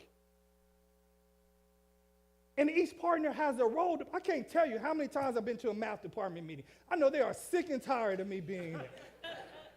But what I appreciate about math, and I'm closing it, what I appreciate about math, that they allow me to come with an alternative viewpoint and keep letting me show up. And I'm okay with them using their expertise, their direct knowledge of students, their intimate understanding with the curriculum to push back on me. But that is beautiful. Now, thank you. will allow me to show up in your space and have conversations about instruction, which is crazy to think about. That if I have any conversation with you, let's have a conversation about instruction. Have a conversation how we can continue to move the needle, to continue to improve the lives of our students, not to make our lives easier because it is not to make us more comfortable in our role because it's not the goal. Do I want you to be happy? Do I want to be happy? Do I want to chill sometimes? Absolutely. Come on. Duh. But this is not the time because we got more flowers and more flexing to do. We got more flowers and flexing to do. We will look at this course success rates. We will continue to work with faculty, academic senate, the union, so everyone is included in the conversation. We will be a 100% zero-cost textbook institution. That is going to happen. And we're going to party, celebrate, flex, and give flowers then. And we will eliminate a persistent gap in achievement. And regardless of your background, regardless of your race, regardless of your station in life, we're going to make sure you have the same opportunities to be a part of these outcomes that you saw here today. I love you. I admire you. But today, I tell you that I am immensely proud. Give yourselves a round of applause for all that you've done.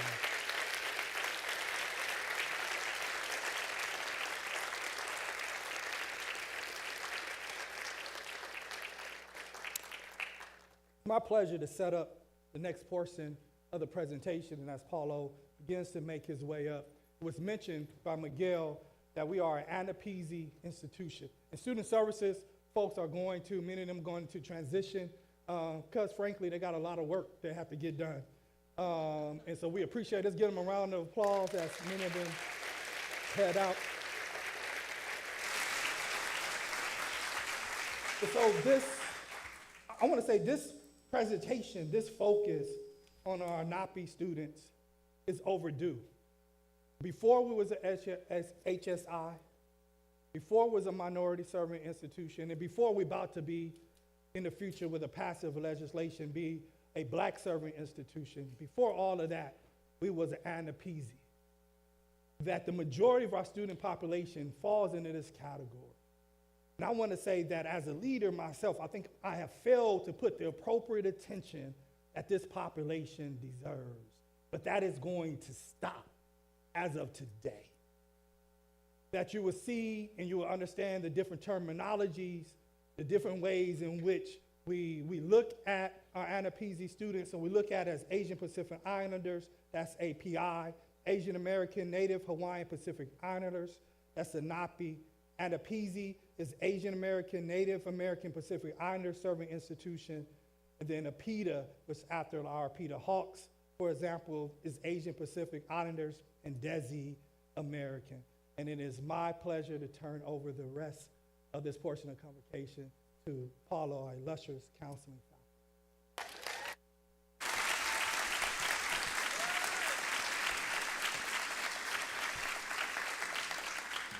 All right, thank you so much, Dr. Bush. Well, good morning, CRC. Yeah, we ready to flex some more? Yeah. Like, I want to see some flex. Like, how do you all flex? Yeah. There you go. I love that. I love that. So my name is Paulo Soriano. I'm a counselor for the Extended Opportunity Programs and Services. Where's my Student Support Center team at, my fam? All right. And I'm also privileged to serve as a part-time counselor for the APITA Hawks program that Dr. Bush just introduced. And so I have this honor to introduce the next series of presentations to you all. And we're going to begin by presenting this video featuring award-winning poet Teresa Siagatonu performing this powerful piece titled education is like healing the wounded. Teresa is much more than a poet. She's a teaching artist, mental health educator, and community leader from the Bay Area. As a queer Samoan woman, her powerful voice in the poetry world has taken her to stages across the globe, including the White House, where she was honored with President Obama's Champion of Change Award in 2012 for her work in the Pacific Islander community.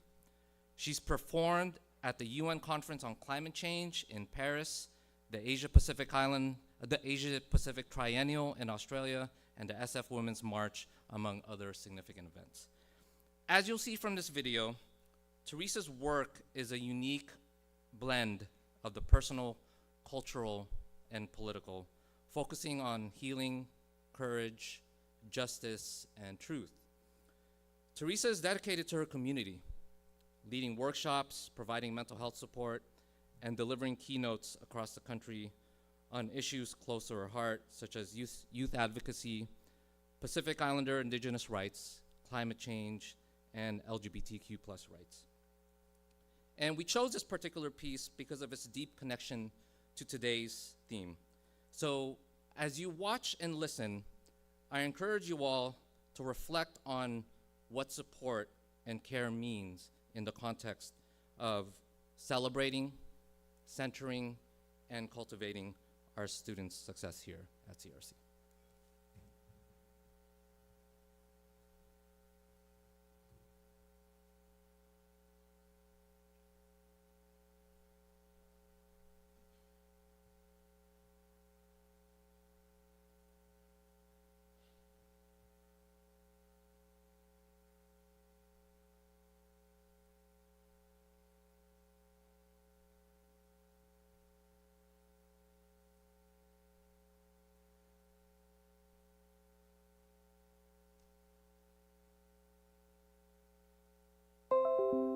So I was having breakfast with my dad the other day, and he started taking the conversation into the direction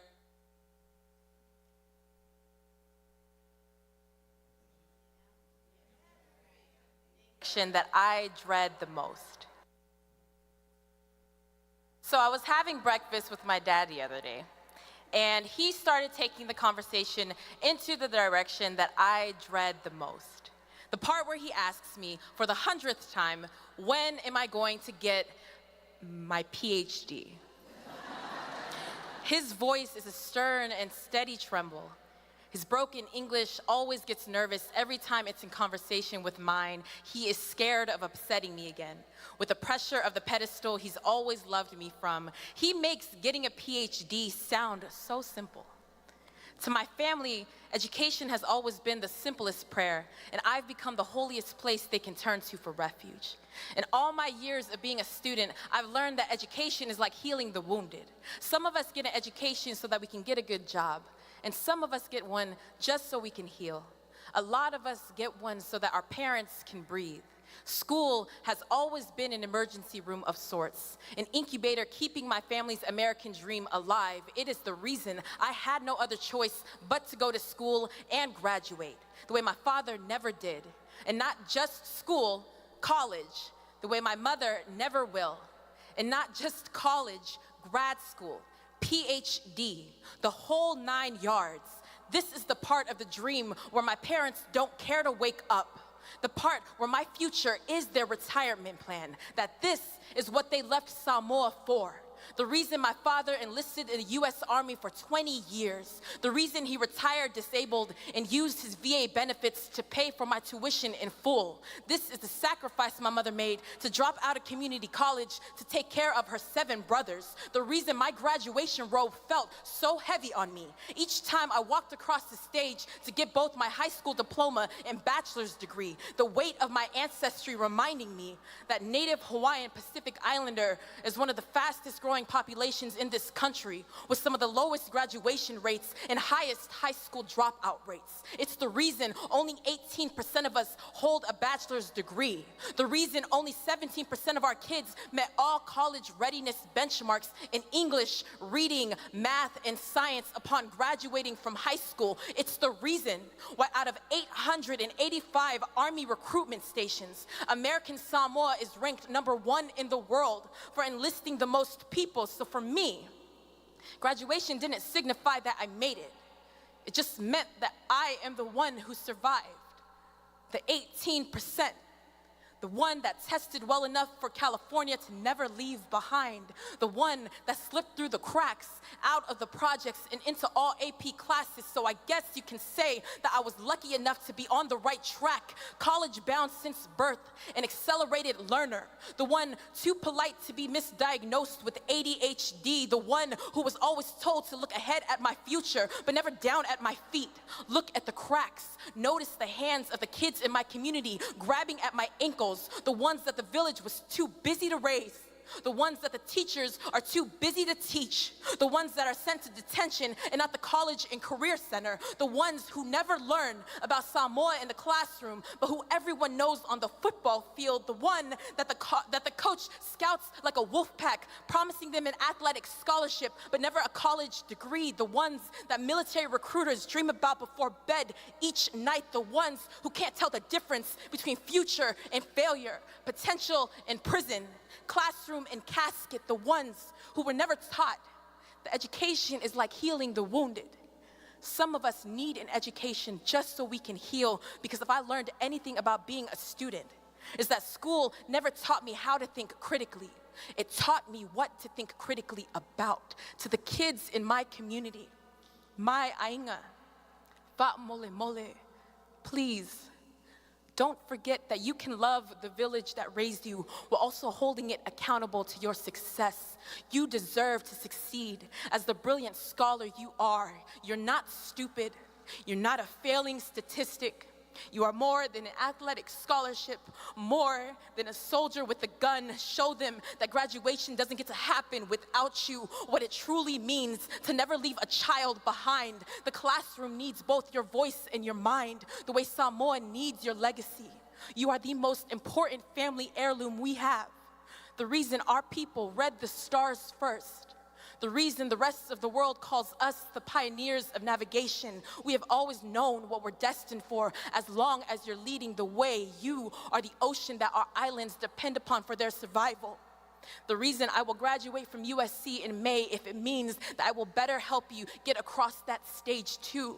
My success means nothing without yours. A PhD is nothing without you. Because education is like healing the wounded, and nobody deserves to heal more than you do.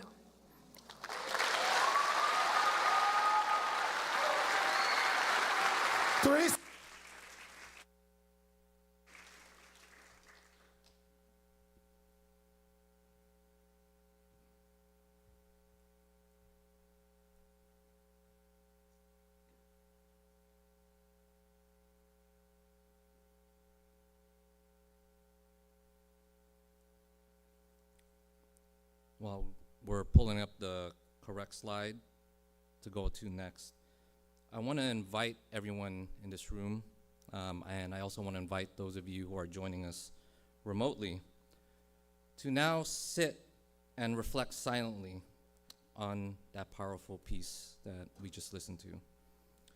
While you're doing so, we also want to offer these questions that you can reflect on. What words or themes from Teresa's piece resonate with you personally when you think back to your time as a student? How do these themes relate to your understanding of student success and support now as a staff or faculty member at CRC? What issues of educational equity can you draw from her story? And in your role at CRC, what potential blind spots can you address to celebrate, center, and cultivate our Native Hawaiian Pacific Islander student success?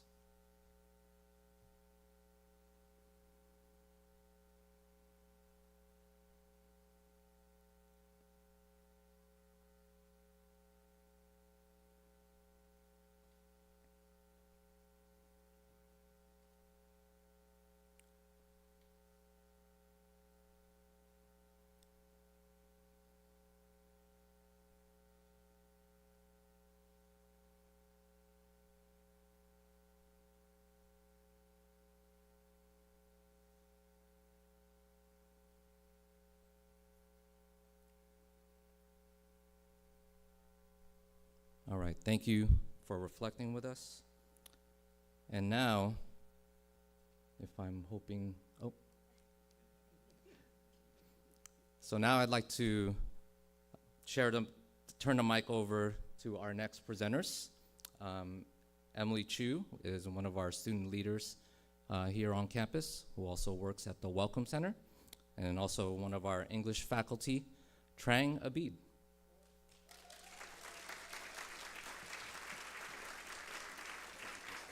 Yes, down. Thank you. Down is to move forward. Down is to move forward. Okay. Okay, hold on, okay. Hello, everyone. My name is Emily Chu, and I'm currently a fourth-year student at Cosumnes River College, and am currently studying sociology. Today, I am joined with all of you faculty for the 2024 Fall Convocation, and we are spotlighting the AANHPI community in our college. We want to start off or continue by talking about the model minority myth. So let's just get started. So the model minority myth, as you all can read, the model minority myth is the socially constructed idea that Asian Americans have achieved success both academically and professionally. It is perception that Asians do well because they are naturally high achievers who are highly educated and successful, a model which others should aspire to. Well, those all sound like good things, right? I mean, sounds good face value, but actually not really, and we'll go into that more as this presentation goes on. So first of all, this myth was created without our consent, which we will further explain in this presentation. This myth actually erases many things, including the history of APITA resistance and activism, pitting us as quiet, submissive, and the model for other minorities to follow. It erases the diversity of APITA communities, turning us into a monolith under the same class, immigration, and education status. It erases the history of exclusion, racism, and scapegoating experienced by generations of Asian immigrants and their descendants. And it also erases our community's history of interracial, intergenerational, and international solidarity with other communities. So how did the model minorities myth start? Throughout history, Asian Americans were perceived as forever foreigners who are unable to assimilate to white America. Large-scale immigration sparked fears that new immigrants were the threat to white society and taking away jobs and resources, which introduced the Chinese Exclusion Act of 1882, which was the first act to ban a group of people based on race to immigrate to this country. Fast forwarding to 1966, a New York Times article mentions the myth for the first time, writing about the success story of Japanese Americans who, despite years of racial prejudice, discrimination, and anti-Japanese pre-World War II sentiments and other notions, that they were still able to achieve economic success through their hard work and cultural values. Along with this, more high-profile publications, such as the ones seen on these slides, further push this narrative. But how do we get from 1880s yellow peril to 1960s model minority? Well, we can't really talk about the model minority myth without mentioning the political landscape of the 1960s. The model minority myth was heavily pushed throughout the civil rights movement, exploiting Asians through the narrative that if some Asians could succeed that through all they have been through, then there is no racial discrimination, and that American institutions are fair. And if you do not succeed, you are the sole reason of your failure and not the systems that America was built on. Pitting Asians against other communities of color. Well, what does this all mean for students, Asian American students like myself today? Well, I can only speak for myself, but I do think what I have been through can resonate with a lot of the Asian American students on our campus. I actually first heard of the myth the first time in my ethnic studies class with Professor Hung. Ooh, yeah. And I was actually quite relieved and reassured to hear about the myth. Of course, not because of the division it's created amongst our communities, but because it actually put a name to my anxieties that I felt growing up as an Asian American.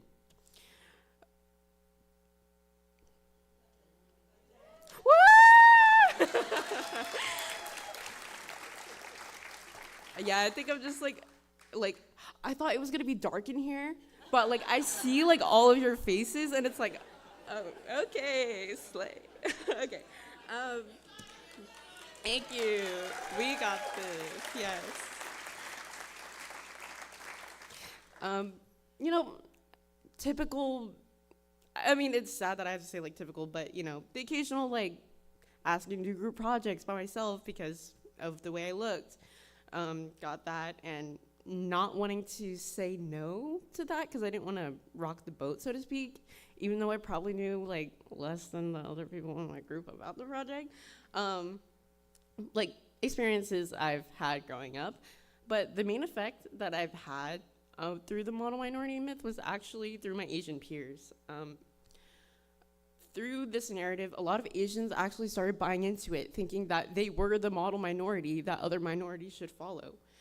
And a lot of people around me, again, bought into this, so I was vilified for getting things like a B or not getting honors or even going to community college instead of a UC right out of high school. All of these acts and notions made education all the more difficult for me through the inability to speak about the issues I had about education, but also the shame and guilt I did feel when I did want to speak out about it, and the lack of support I received when I did. So throughout my 4 years here, like I was always asking myself, who was I to tell my professors about the issues I was having when my own community didn't even want to help? And, you know, like model minority myth, this is probably some of the, maybe your first time hearing about it as well. So again, I would always ask, how could I ask for help from those that are teaching me if the ones around me aren't doing the same? Well, before I wrap up, in order to prevent these questions being asked by fellow Asian American students, I just want to leave you with a couple of notes. Know that race isn't a bad word, and education isn't one size fits all. You do not have to suddenly change your views on race and its base in education, but be inquisitive and know that students carry a history and lived experiences based on their identifications, and not just in the classroom, but outside the classroom. And all of this can affect their performance and their view on education as a whole. And a professor is not open to creating equitable environments for all of our students to succeed. I would like to ask you all why you are teaching. Because it can be discouraging for students to know that professors are only willing to help some students if all of them are approached in the same way. Again, I've been Emily Chu. Thank you so much for listening, and I will pass it on to Professor Trang Abid for the rest of this presentation. Thank you.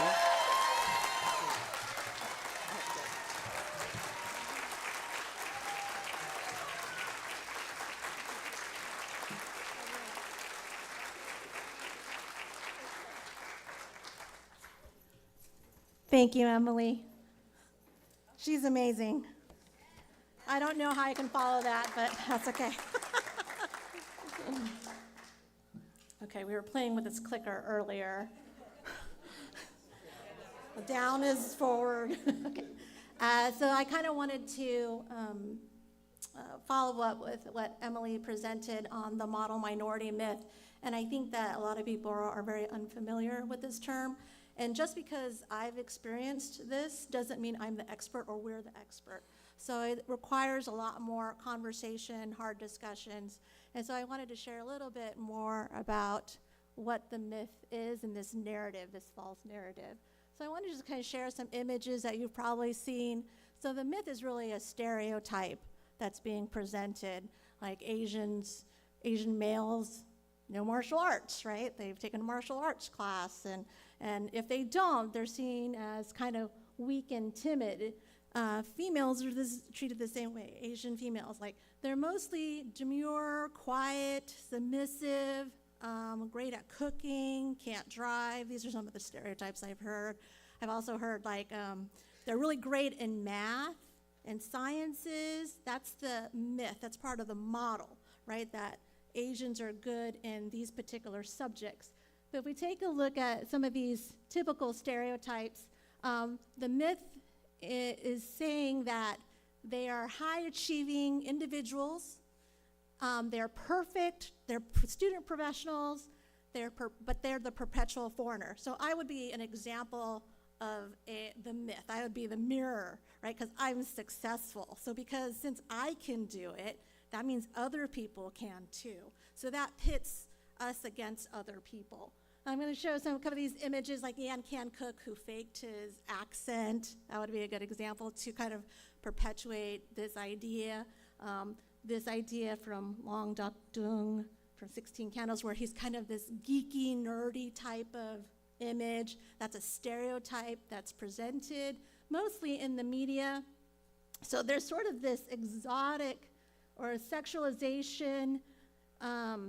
We have a couple of, let me see if I can show you. Here, again, these are like Memoirs of a Geisha is a good example. Sign of this quiet personality. You have to be quiet, even though the circumstances are not pleasant. And these are highly commercialized images. I think Crazy Rich Asians is the most common, where you have it's almost a Cinderella story, right? You have this wealthy CEO, and then they're successful. And so this narrative is perpetuated in the media. But it's not a narrative that we've created. It's something that's outside of the structure, right? It's been perpetuated and commercialized. It's highly commercialized and it's consumable. People love watching stories like this, such as, I know, Jackie Chan. He does all the martial arts films because it's highly marketable. So it continues to perpetuate this narrative of these stereotypes that are being presented. So I kind of want to just leave you with some of these images. And because these are highly commercialized,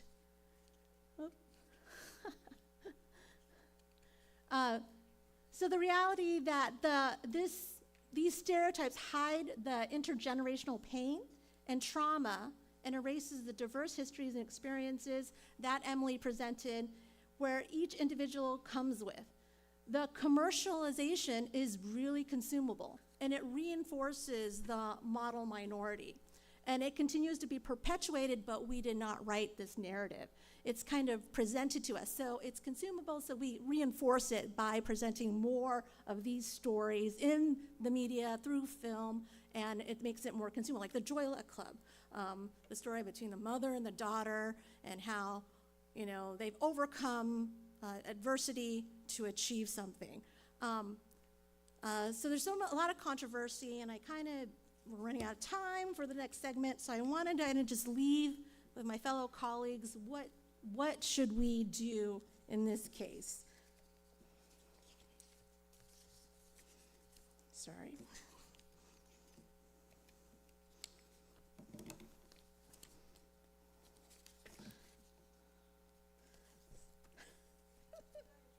I got it. So like Emily presented, there are many negative impacts on the myth for our students. The unrealistic expectations, the impact on masculinity, romantic potential, microaggressions, and misunderstandings, and the list can go on and on and on, which we don't have a lot of time to go over today. But I wanted to just say that for faculty, we should be mindful of not allowing this narrative to continue. If we kind of take a look at our campus, which is one of the most diverse campuses in the state, our diversity is our strength, and each of us has our own powerful narrative. And if you look at each other, it's not because of our race that makes us successful. It has to do with what we've we've all worked hard to achieve and persevere. And through this dedication, it's clear that this model minority myth, this model minority narrative is false. If you look at each other, we're not upholding, we don't reflect or mirror this myth at all. We are all successful in our own way. It has nothing to do with our race or ethnic background. It has to do with our own narrative, right, which is unique. And so with this common goal in mind, and by looking at each other as individuals, I want to challenge you to not reduce this. We should defy this narrative. We should continue to prove that this narrative is untrue. So in your classrooms this semester and in the future, we want to be mindful in not emphasizing or perpetuating this narrative of this model minority. So I hope that I leave you with that, and I'll introduce our next speakers. Thank you. Thank you, Trang, and thank you, Emily. Can we give them another big hand, please? So our next presentation is going to be discussed by Jessica Mao and Raul Pasamante. And we're going to bring this model minority myth and stereotype to relate it here to CRC. So without further ado, I'll give the mic over to Jessica. All right. Hi, everyone. If you don't know me, I am the success coach for the Apita Hawk Center, which is our AANHPI grant and our AANHPI Student Achievement Program. And so today I'm here to bring it all home back to CRC. So I'll be talking about more of like the celebrating what, down is to go forward. Celebrating what has happened in our area and also bring it in closer to CRC, and Raul is going to go over some data for y'all because we love our data today. And so I wanted to start off with, how many of y'all have been to the DOCO parking lot or DOCO in general before? For sure. We all been to a Kings game, a concert, something, right? The monster truck show. So what a lot of people might not know is before DOCO was here, before there was the whole Capitol, road to the Capitol, you can see the whole way down, is it was part of a very thriving community for the Japanese community. Many of you might know that there was an internment camp close to the Sacramento area, so back when the internment camps happened, a majority of the population, all the population who were in this community, were uprooted and put into the internment camps. This was happening in Sacramento, right? So this whole land area was emptied out. When people were released from the internment camps, they were not given their land back, right? They weren't given their businesses back. They weren't given their homes, everything they'd worked for prior to this, that was not there anymore. Now we have this, but I also want to recognize what came before, right? And so after they couldn't go back to their original homes, their original businesses, a lot of that community moved into South Sac, Florin area, maybe Southland Park area, which means that the great-grandchildren of this community are probably our students right now, right? So bringing it home to us. But I also don't want to, ignore the fact that we did talk a lot about how the model minority myth is covering up a lot of different things, right? A lot of racism, a lot of discrimination towards the AANHPI community. And so what we have here is kind of like a very brief recap, right? This isn't everything, of course, but post 9/11, right? There were attacks on the Sikh community, right? There were attacks just on populations that were just assumed to be a part of like fear, right? But then more recently, 20 years later, we have a global pandemic, COVID-19. We've talked about it a few times. And there was another uproar of people being discriminated against. And it was all Asians, right? There's a huge diversity within the Asian community, but a lot of times we're all grouped into we're just Asian, right? And so 20 years later, this is what we experience. However, what kind of gets glossed over a lot is there is a very strong advocacy community within the Asian population.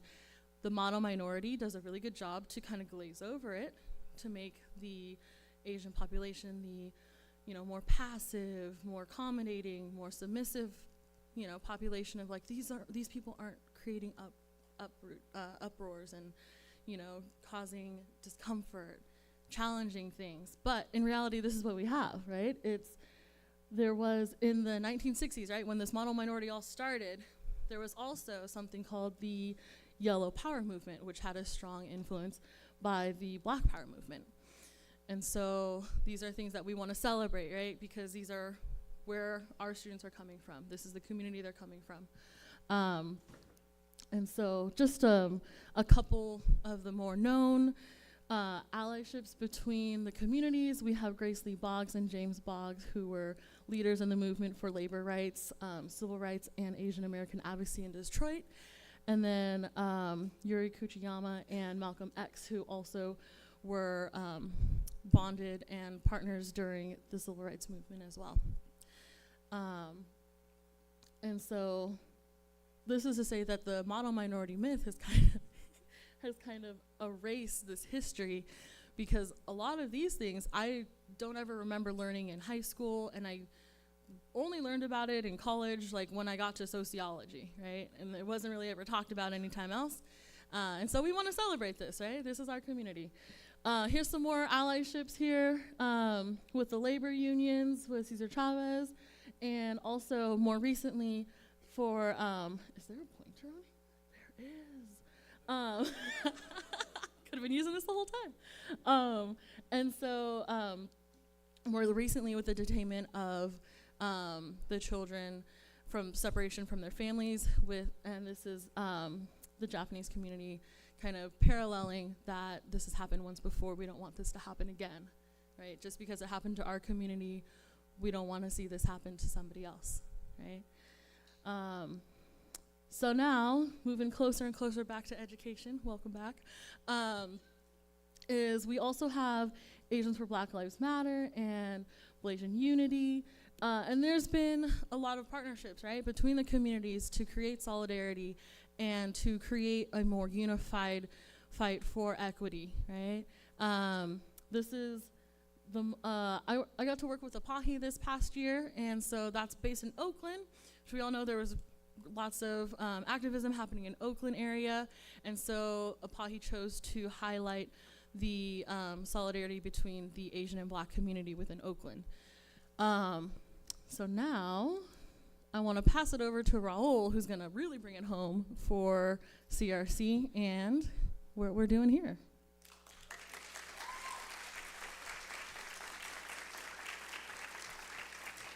Good morning, everyone. I'm Raul Pasamonte. I have the privilege of being the director for the Peter Hawk Center, or our NPC grant at CRC. So as Jessica mentioned, that our model minority myth erases the solidarity history of our Asian American Pacific Islanders within, and also try to create a wedge between each groups, right? So that's what it is meant for, to divide. But it's a lie for the solidarity movement as was back then, and it is now, especially in education, right? So with the creation of the coalition, led by, of course, our very own Dr. Bush, right? With the African American Male Educational Network and Development, and with our AANHPI, with the Asian Pacific Islander American in Higher Education, and Colegas. So that way, the advocacy for education for all of our minoritized groups cannot be divided, right? So when one person hurts, everybody hurts, and we all fight together. So, and that being said, there's also the model minority. It's usually utilized in education realm. Data shows that 61% of API community, AANHPI community have the highest percentage of those who hold bachelor's degree in the nation. I wish I could flex this, but doesn't this data, but doesn't show the whole story, right? So it doesn't show. Again, this again is used to wedge against the other communities. As aggregate data, yes, it shows great, but what it fails to tell you that the data also shows that, or it doesn't tell you that the numbers also are connected to our history.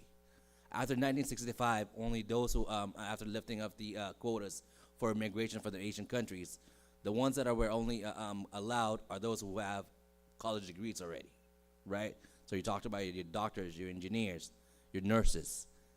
You wonder why there's 20% of nurses, Filipino nurses in the hospitals, right? So that kind of goes along with that. What also fails to tell you is that 1 in 5 Native Hawaiian Pacific Islanders, only 1 in 5 holds a bachelor's degree, whereas 15% of our Cambodian, Laotian, and Burmese students or community only hold 15%, comparison to the our other East Asians with the Japanese and the Koreans, where they have 33, 34, and 32%, right? So again, important to note that data, and important to disaggregate the data to ensure that when we disaggregate data, we see that the inequity that are out there, right? And come back to CRC, we see that our disaggregated data of our AANHPI community, how diverse we are, how diverse our students are, right? So we have we have 37%, a third of our student population at CRC come from the AANHPI community, and over 23 different cultures, ethnicities, socioeconomics, educational backgrounds come within that community. So we're not a monolith group, right? Also important to point out that our Vietnamese, Chinese, and Filipino have the highest within the AANHPI community that we serve at CRC. Also importantly, that we have the highest, we serve the highest Filipinos students in all of Los Rios historically. So, but again, I'm going to bring up Paula to also talk about what these numbers also represent as well.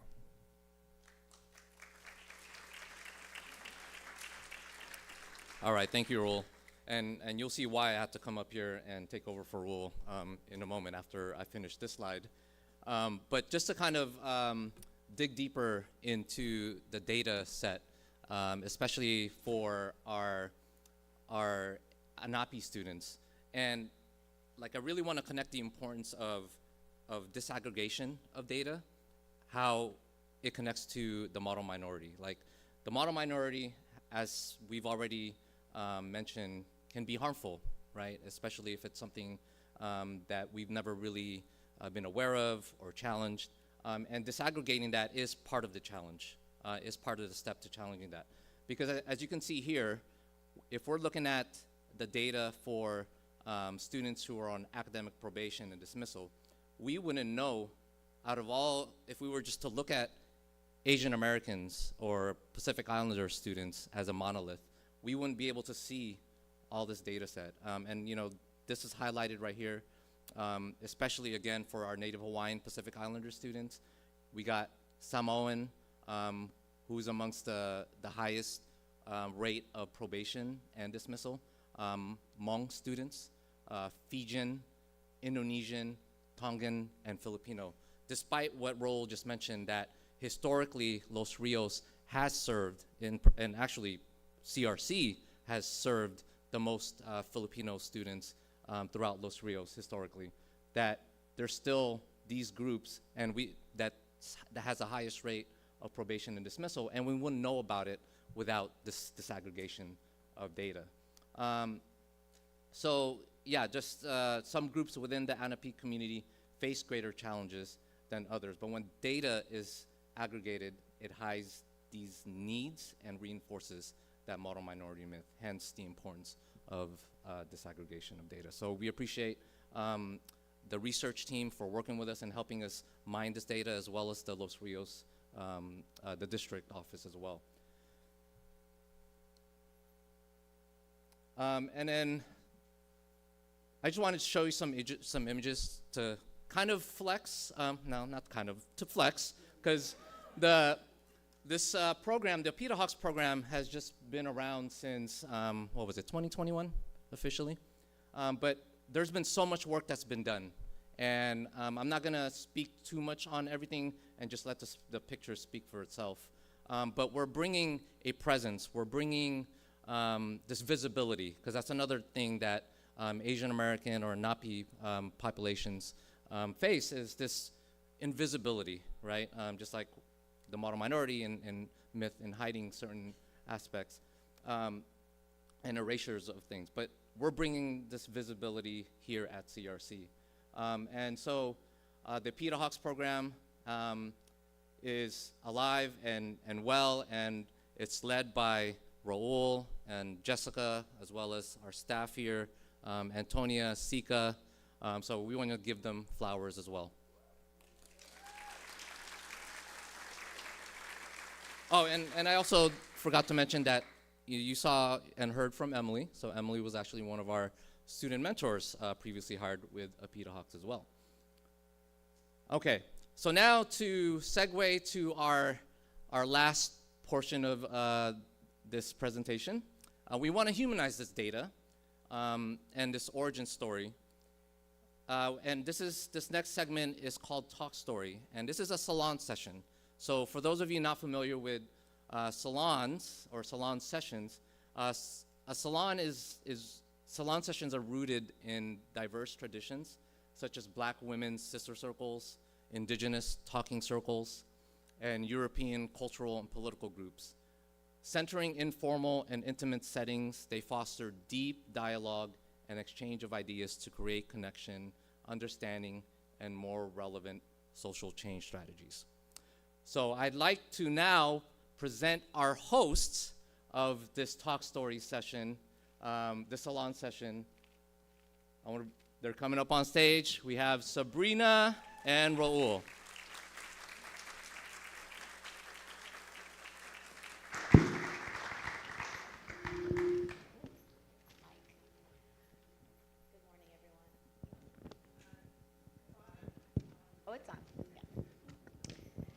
Thank you, Paulo, for the introductions, and thank you, everyone, for staying tuned in.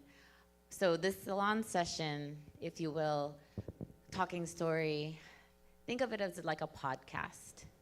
Think of it as you have subscribed to listen and hear the truths of your colleagues and your students, to learn, to check assumptions and interrogate maybe some of the ideas around or stereotypes that you may have assumed about students and colleagues. Listen with curiosity to this story. Also, think about areas of own personal growths, and just respect that these are the truth of your peers and your students. It's gonna feel really intimate. So when I say podcast, you imagine listening to a podcast in the car, and you realize that you're listening to folks' conversation as if you were there, but you're not there, right? You don't get to chime in or ask a question, and part of that is because we wanted to really create an intimate space for our colleagues who are being brave to share and be vulnerable about their experiences around their success stories.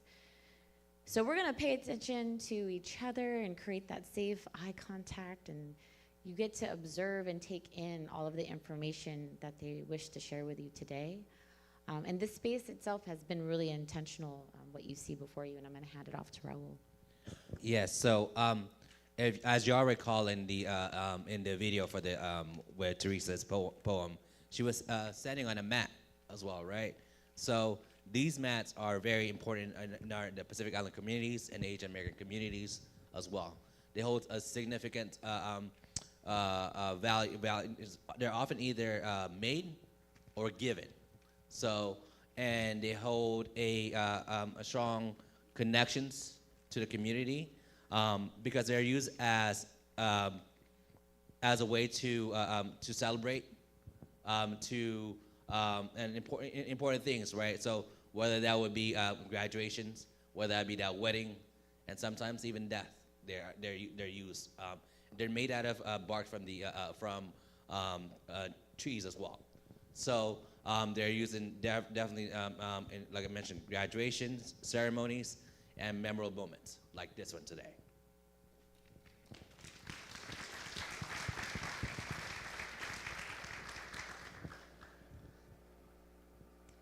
So I just want to ask, how are y'all doing today? How are y'all doing? You all right? Ready to be back?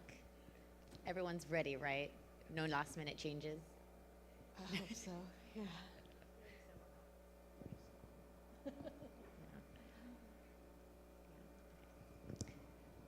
So I know we're going to direct this question to our students, Emily and David, and also our alumni, Jonathan, who's now our classified professional.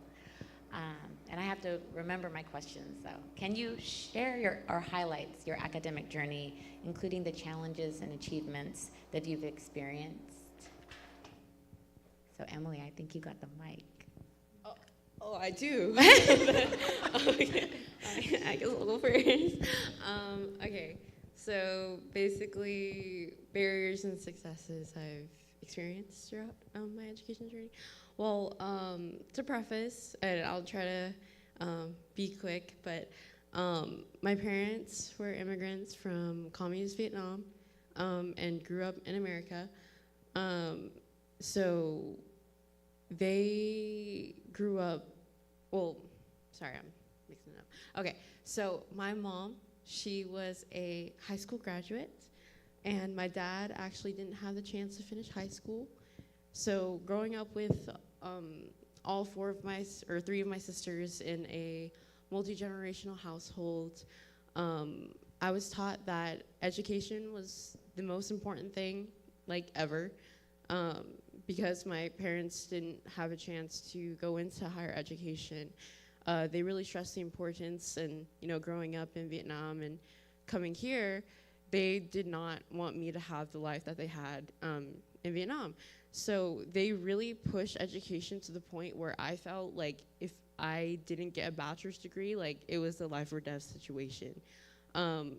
So that caused a lot of stress in trying to pursue my education. I pursued the usual Asian subjects, and I found them really difficult and like boring. So like I didn't want to do that, and so I struggled a lot with school, doing things I didn't want to do, took a break to work, and found myself back at school because I really wanted to pursue something that I wanted to be passionate about for the rest of my life.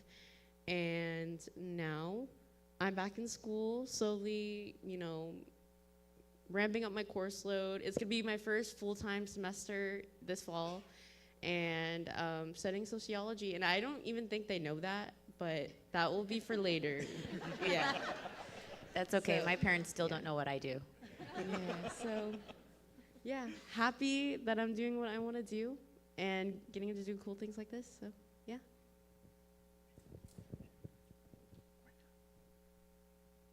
Could we repeat the question? I tend to be forgetful, so. Sure.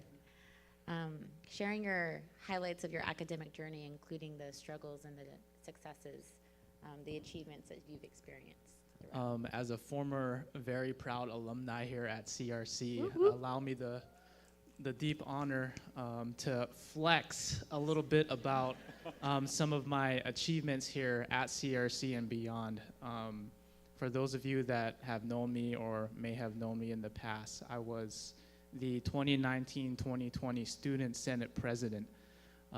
And so, hearing Miranda come here earlier and speaking about, just how proud she is of the CRC community, it definitely resonates with me.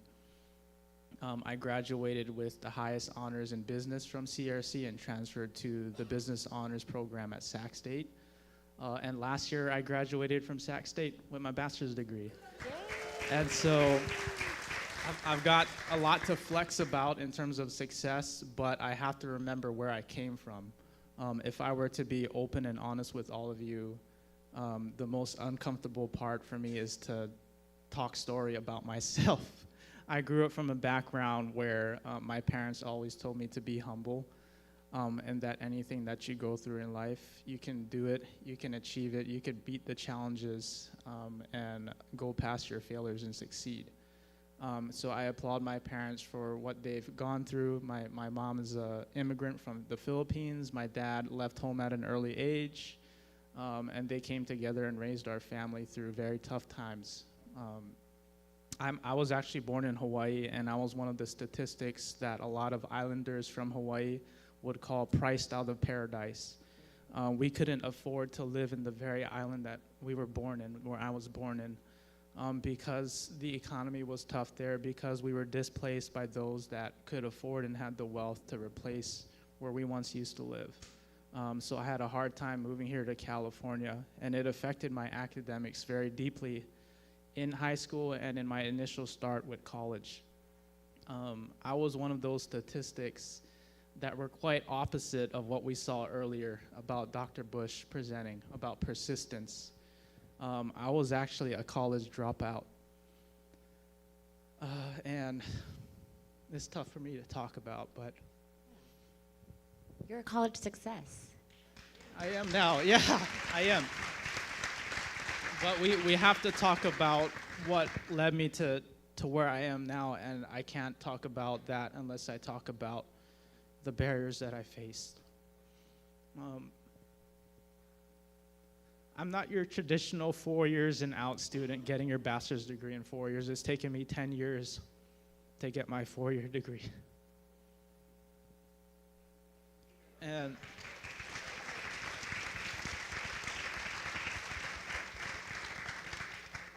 I just remember like the sleepless nights that I had and having to work 2 to 3 jobs sometimes to support my family and myself through college and my sister through college. And I remember that in the very classrooms that I was sitting in, not at this college,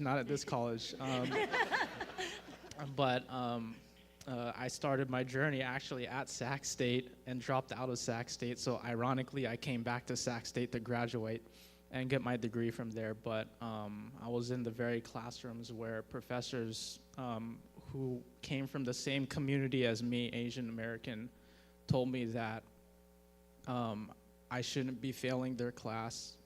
I shouldn't be sleeping in class. But they didn't know my story, that I had to stay up. Sometimes not even getting sleep because I had to work 2 to 3 jobs. And I would come home 3 in the morning.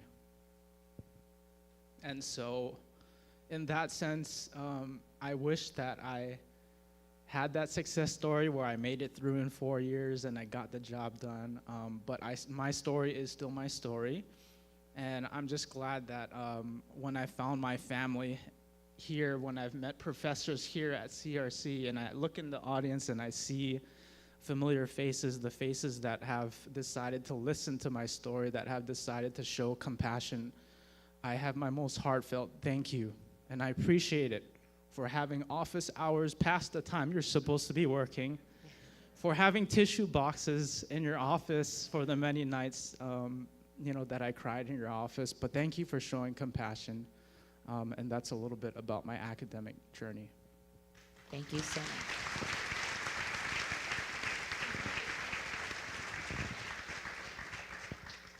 Thank you, Jonathan. I know that's a lot. And I know we have one more student with us, David. Would you like to also share? Or? I can share a little bit. Yeah, for sure. Yeah, sure. So a little bit about my academic journey. I actually graduated high school back in 2016. I'm not actually I guess you can say the model minority myth of being a very successful, very smart. I wasn't. I was slacking off a lot in class. And compared to a lot of my friends who were also Asian and they were succeeding in their grades and they were going to college, I felt very discouraged since my grades were very low. So during that time, I didn't think that college was an option. I decided that I was gonna work. So for the next 8 years, I just worked and I was trying to build myself up learning about the adult life. But the thing was is that during those 8 years, I wasn't happy at all. I had to wake up like 4 in the morning just to go to work.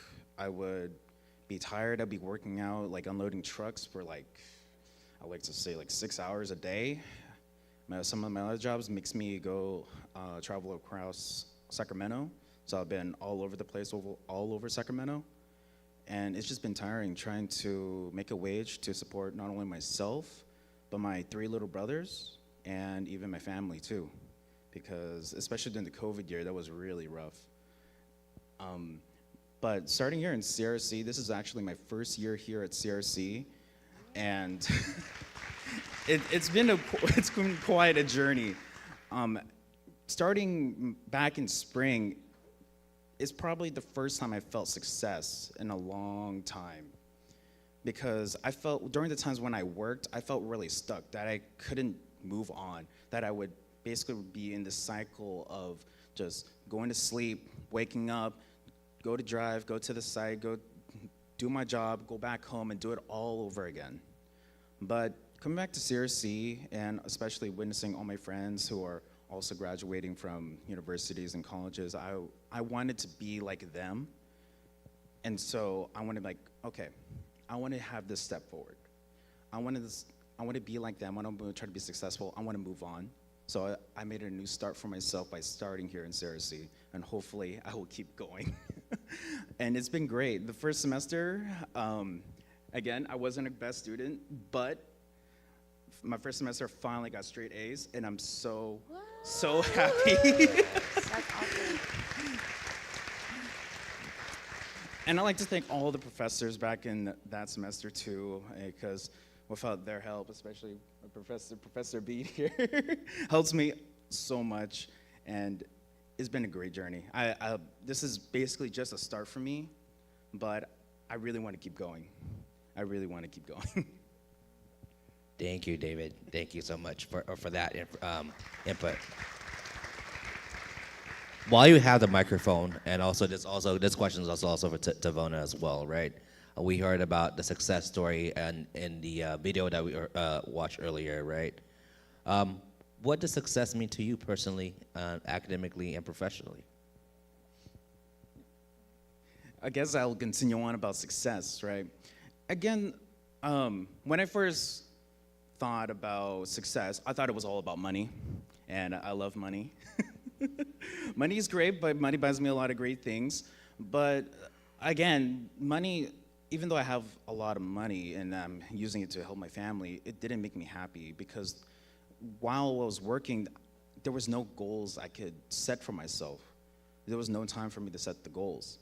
So, but again, witnessing all my friends and going through college and going through school and going through their academic journey, and when they graduated, they actually had goals they accomplished. I have a friend that is working very hard, very close to working NASA programs. I have a couple of friends that are just starting families, moving out of state, going on trips. I have a friend that has a hobby that he's really into, and so he's moving with another friend to start a whole business.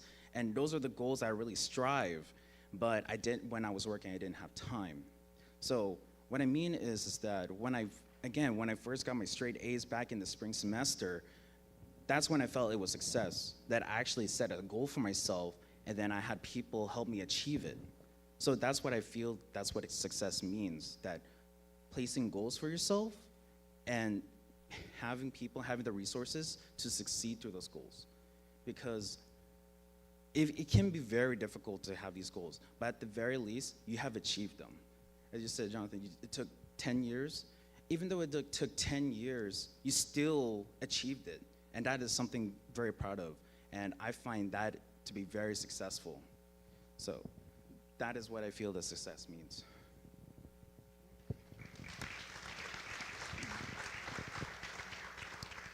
So while I also like money, success does look different to me. So success for me is just achieving the highest that I can. I'm a product of the foster care system, born and raised, and that's been my whole life. And I'm also Native Hawaiian, so just imagine a little Native Hawaiian girl in the foster care system who's not being born and raised in Hawaii.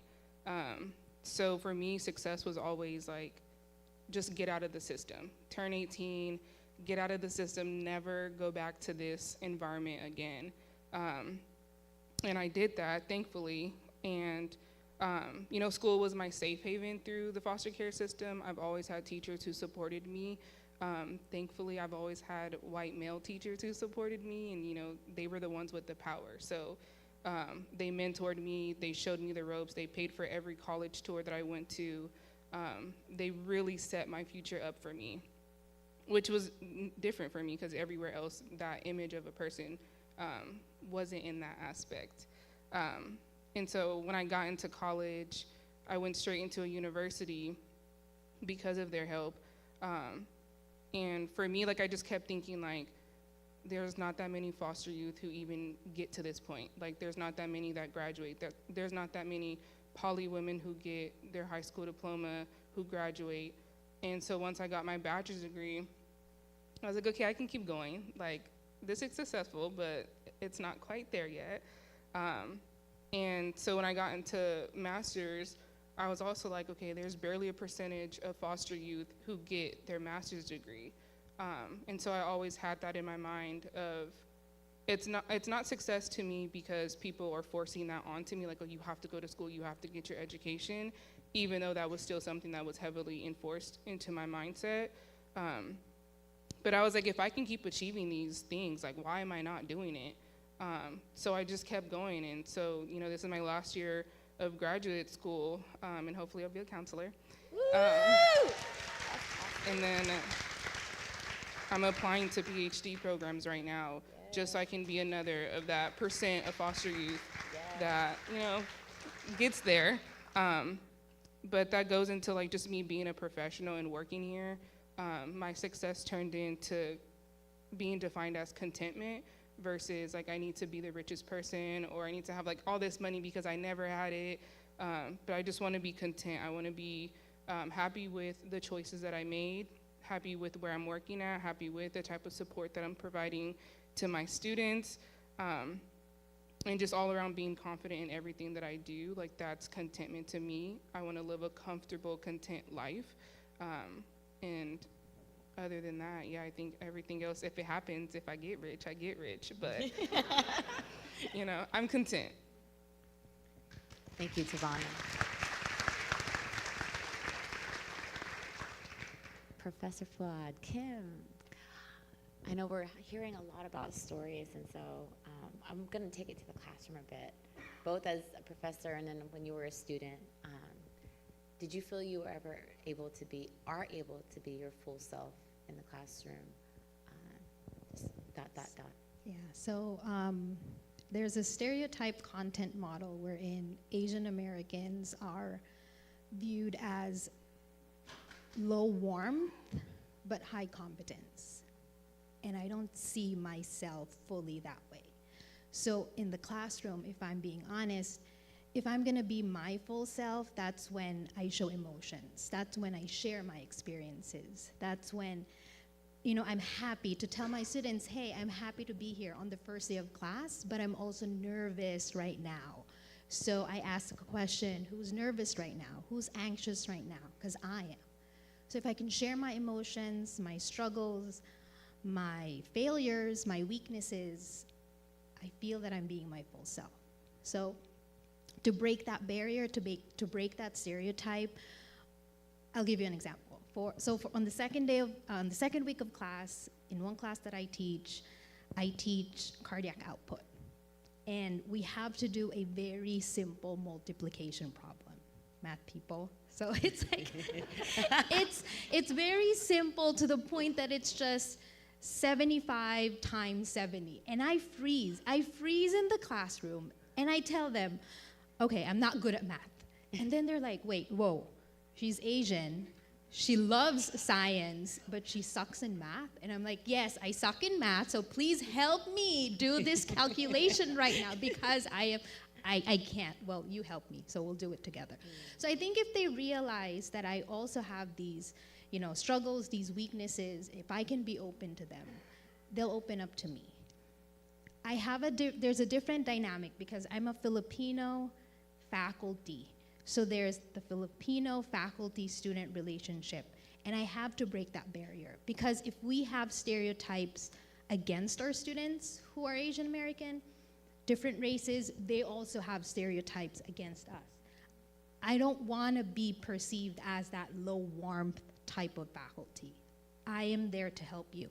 So if I want to have more Emilys come to my office hours, more Jonathans, more Tavanas, more Davids come to my office hours, ask me for help because that's the best way that I can help them. That's the best way that I can understand them and just help them succeed. So can I be my full self in the classroom? I think I can by showing emotions, sharing my experiences.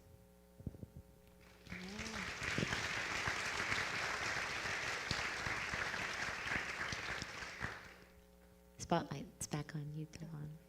Thinking about our classified professionals, and same question, but here at CRC or in the workplace, do you feel you're able to be your full self? I feel like sometimes I can be my full self.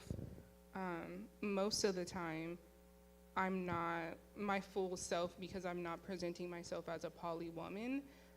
And that's just because the reality of it is I'm very much a Black woman presenting person.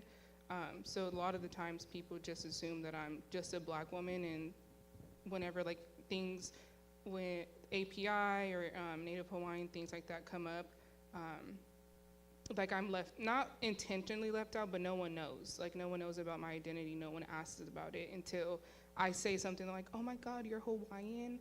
Like, oh, were you just born and raised in Hawaii and that's like why you're Hawaiian? And I'm like, no, I'm blood Hawaiian. Like there's very few of us, you know, left.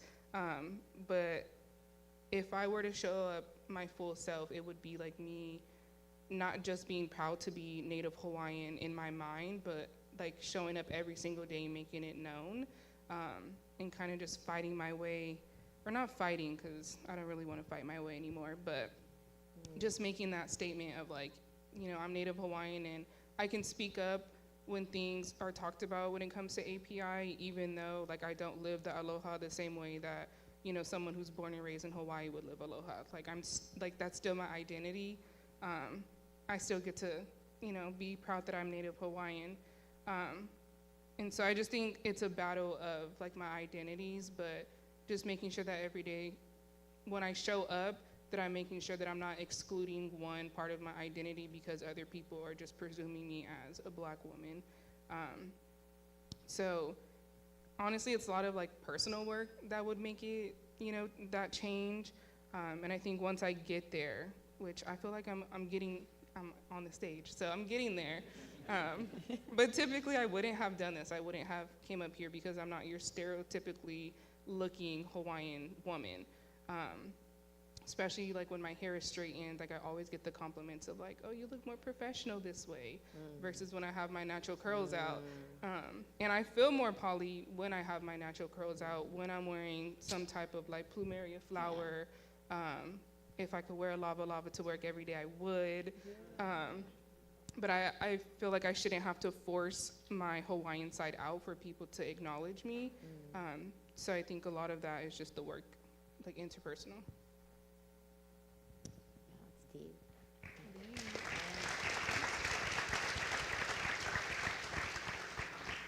So that being said, Professor David and Professor Trang, what does it mean for you to bring your authentic self into these spaces?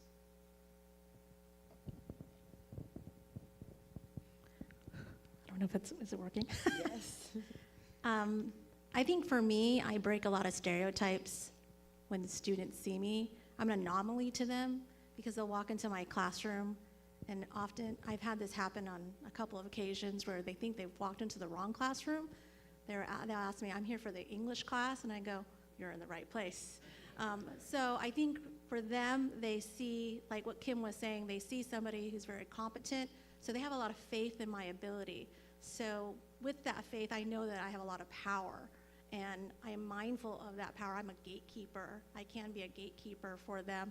And so when I'm my authentic self is when I also talk about my experience and my struggles that they can be in the same place. So they have a lot of faith, and they just got to go with it. Like, I'll tell them to do something, and they'll be like, sure, and they're like, they don't know how, but they just go with it. And David will be an example of that, because that's what he did. But he just went with it. But I think also it's a double-edged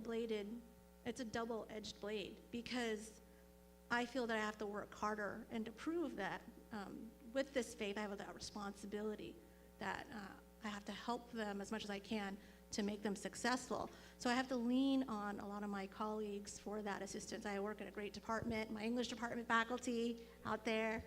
They're amazing, and they support me. So when I have an issue like, okay, so how did you, the students are not really engaged. Like, what do you do? And then I find out that their experiences are similar to mine. That makes me feel like I am not an anomaly, because I don't like that feeling. And that's not a narrative necessarily that, it's just a narrative that's been pushed on the students. That's why they bring it to me. But also, I'm trying to break stereotypes that you can do this too, right? Like, my success, my journey is also a reflection of what you can do. So I think that it's kind of like goes two ways. So what brings my authentic self are the students. And when I see them, I am reminded of my own struggles as a student to get where I am. So what do I need to do to make that happen? And I can't do it by myself, right? I need to lean on other people who are experts. And so both of that working together, more collaboration, that really is how I thrive, is working with other people. Because, as you can see, I'm not very quiet, right? I'm not very quiet. I try to be invisible, but that doesn't really happen. So I'm breaking those stereotypes, and by breaking those stereotypes, it shows them, it also stretches them, to makes them uncomfortable so that they can go, oh, okay, I can do it. I've had people switch majors because of it, people that are not typical, like, I've talked to students who are like, oh, my parents want me to be a doctor. I'm like, so why do you want to be a doctor? Because my parents want me to make more money. And I'll go, why don't you be an English major? Because you're a great writer and you're a wonderful poet. And they're like, well, it doesn't make a lot of money. And I go, I know that, but, but, you're able to, kind of foster this, idea of success. What does success mean?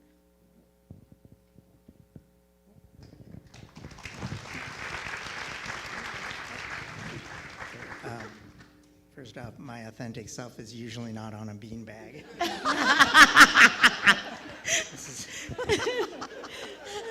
I'm taking one for the team, you guys. So, back to the question. I'm actually glad that I got asked this question. It was raised about a couple weeks ago, and of course I'm like, oh, am I genuinely myself in the classroom here at CRC? And it, my first reaction is, oh my God, am I? Am I a fraud here? But I've had a chance to reflect, and I realize that I can be my authentic self because I haven't always had a chance to be. My mom is Chinese, born in mainland China. My dad is white. He's from Kansas. Don't hold that against me or him. I'm sorry, I had to spend many summers in Kansas. And in The Wizard of Oz, when it's black and white and then they go to Oz and it's color, what they don't tell you is that when that's actual color in Kansas. Just if you're from Kansas, this probably isn't going well for you, huh? Okay.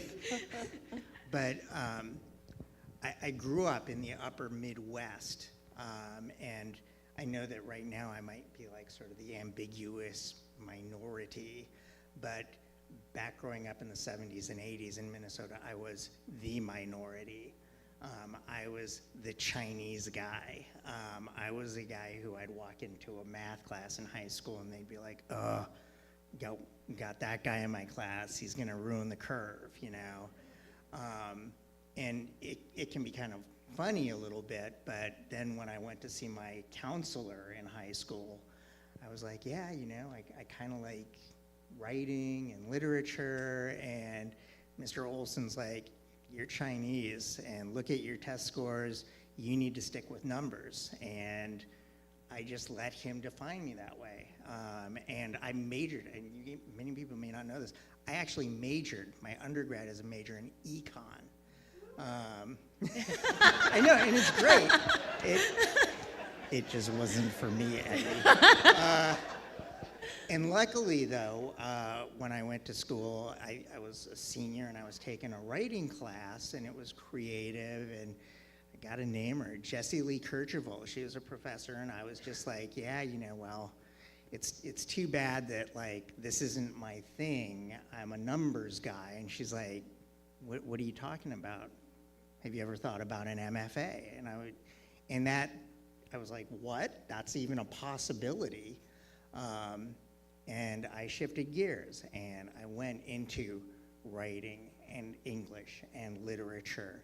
And yeah, I'm gonna be petty. Mr. Olson is dead, and now I'm an English professor. Oh my God. But I think that what's important is, like, I'm just like, yeah, this is me. Look at me. My mom is Chinese. My dad's from Kansas. You know, I'm an English professor, and I didn't always know that there were places for me. Like, I didn't know that being an English professor was an actual possibility, and I hope that I bring that experience and my genuine self to the classroom. So when students who are from Vietnam who say, my mom and dad say I need to major in business, but I love English, I'm like, yeah, you're good at it. There's a place for you if you want that to happen. And so one of the great things that happened is I had a student, Vietnamese student, who transferred over to Sac State, and she sent me an email right before the summer and was like, yeah, I'm going to Sac State, and I'm majoring in English. So so I try and bring my own experiences and all that pettiness and stuff to the classroom. So. Thank you so much, David. We have one last question, and I'm looking to who wants to volunteer, because I know we're like us, and we're what's between us and lunch. So, and you know, you all must be also really hungry. I just want to ask one last question, and it's a fill in the blank, so you can be short or you can be long, and you know, we can pick someone. Don't all point to the same person. That's not fair. So the last question is, please fill in the blank. If the college truly cared about your success, so my success, it would do fill in the blank. Who wants to answer? Kim has a mic. Me, okay. Well, yeah, okay. So I didn't rehearse this, but I think that giving us opportunities to speak, giving us a safe space like this to speak, and all of you listening to us, hearing our voices, sharing diverse experiences and voices can help make better decisions, for the college to make better decisions, because I don't think we're just the minority anymore. If you look at the statistics, you know, how many Filipinos, how many Asian Americans are in our classroom. So giving us an opportunity to speak will hopefully allow the college, the district, to make better decisions. And from our students. Oh, David has a mic. Oh, do I? Can I pass the mic? Yeah. I'm joking. Sorry, what was the question again? So fill in the blank. If the college truly cared about your success, it would do, and then fill in the blank.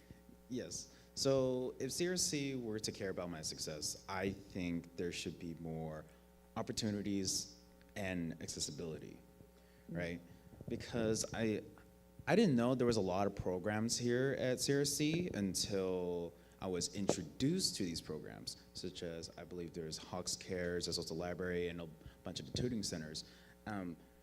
For example, during the summer, I actually enrolled into a math boot camp because I was, You know, again, I haven't been to school for 8 years, and my fall math class is calculus, and that is terrifying for me. I don't know how I got placed in calculus, but when I went to my counselor to help me plan out all my classes for the next 2 years from my transfer, she said, oh, yeah, you can take this math boot camp so it can help you prepare for calculus during the fall. And I'm like, oh, this is such a great idea. And I feel that this is a great example for other departments and other places to have this sort of opportunity. And I didn't know until I got invited and, you know, the counselor told me. So I feel that if there's a lot of programs out there, really invite a lot of the students to these programs so they know about these. Because this is really cool that, hey, now I went through math boot camp, now I'm much more prepared to get to calculus. And as an Asian, it's expected for me to be good at math, but I'm not really good at math at all. But I think, again, those same type of programs really push forward to help prepare students for the future in the next class over. And I think they'll be really good for CRC to start with. Thanks, David. Well, Raul, David, you have one more thing to add? Oh. Yeah, go ahead if you want to. I'll keep this very straightforward and succinct. To benefit our students, I think that CRC should continue to encourage, revive, and invest in programs, or maybe even revive programs that are proven to work, like the First Year Experience summer program. So that's what I think. Thank you, everyone. Emily, you have one more thing to share? Yeah. If the college truly cared about my success, I would say that it would listen to their students. Students don't show up to your class wanting to fail, expecting to fail. So it's the work of all of us to prevent that and work with that. Also, I think this is kind of what Dr. Bush was saying a little bit earlier, but this is more than your day job. This is your life's work and our life's work. It's not the story of you and I, but the story of us. And we just have to work together. Yeah.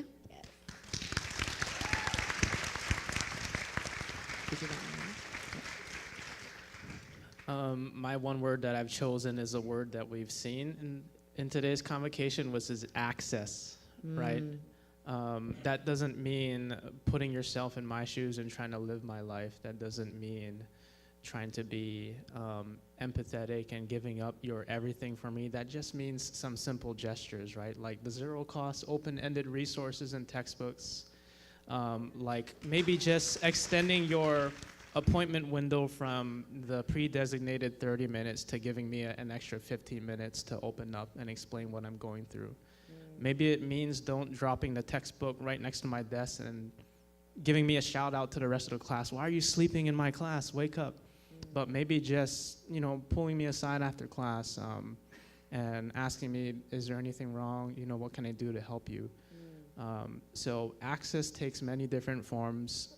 You don't have to force yourself to change your values like what we mentioned, but just remain accessible to your students and have a little compassion.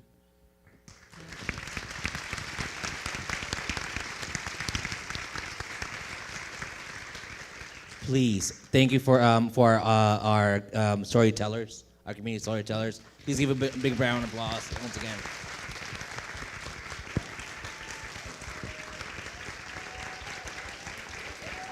Thank you for sharing your truth. Thank you for sharing your stories. Thank you for sharing yourselves with us. With that being said, it's lunchtime, so. We want to thank all of you for your time and your ears and listening and compassion to the stories you've heard. We want to thank all the presenters today. Lunch is being served to you in the Arts and Media Entertainment Courtyard, courtesy of Fresh Off the Boat. And we want to thank you and enjoy the rest of your fall semester. Thank you.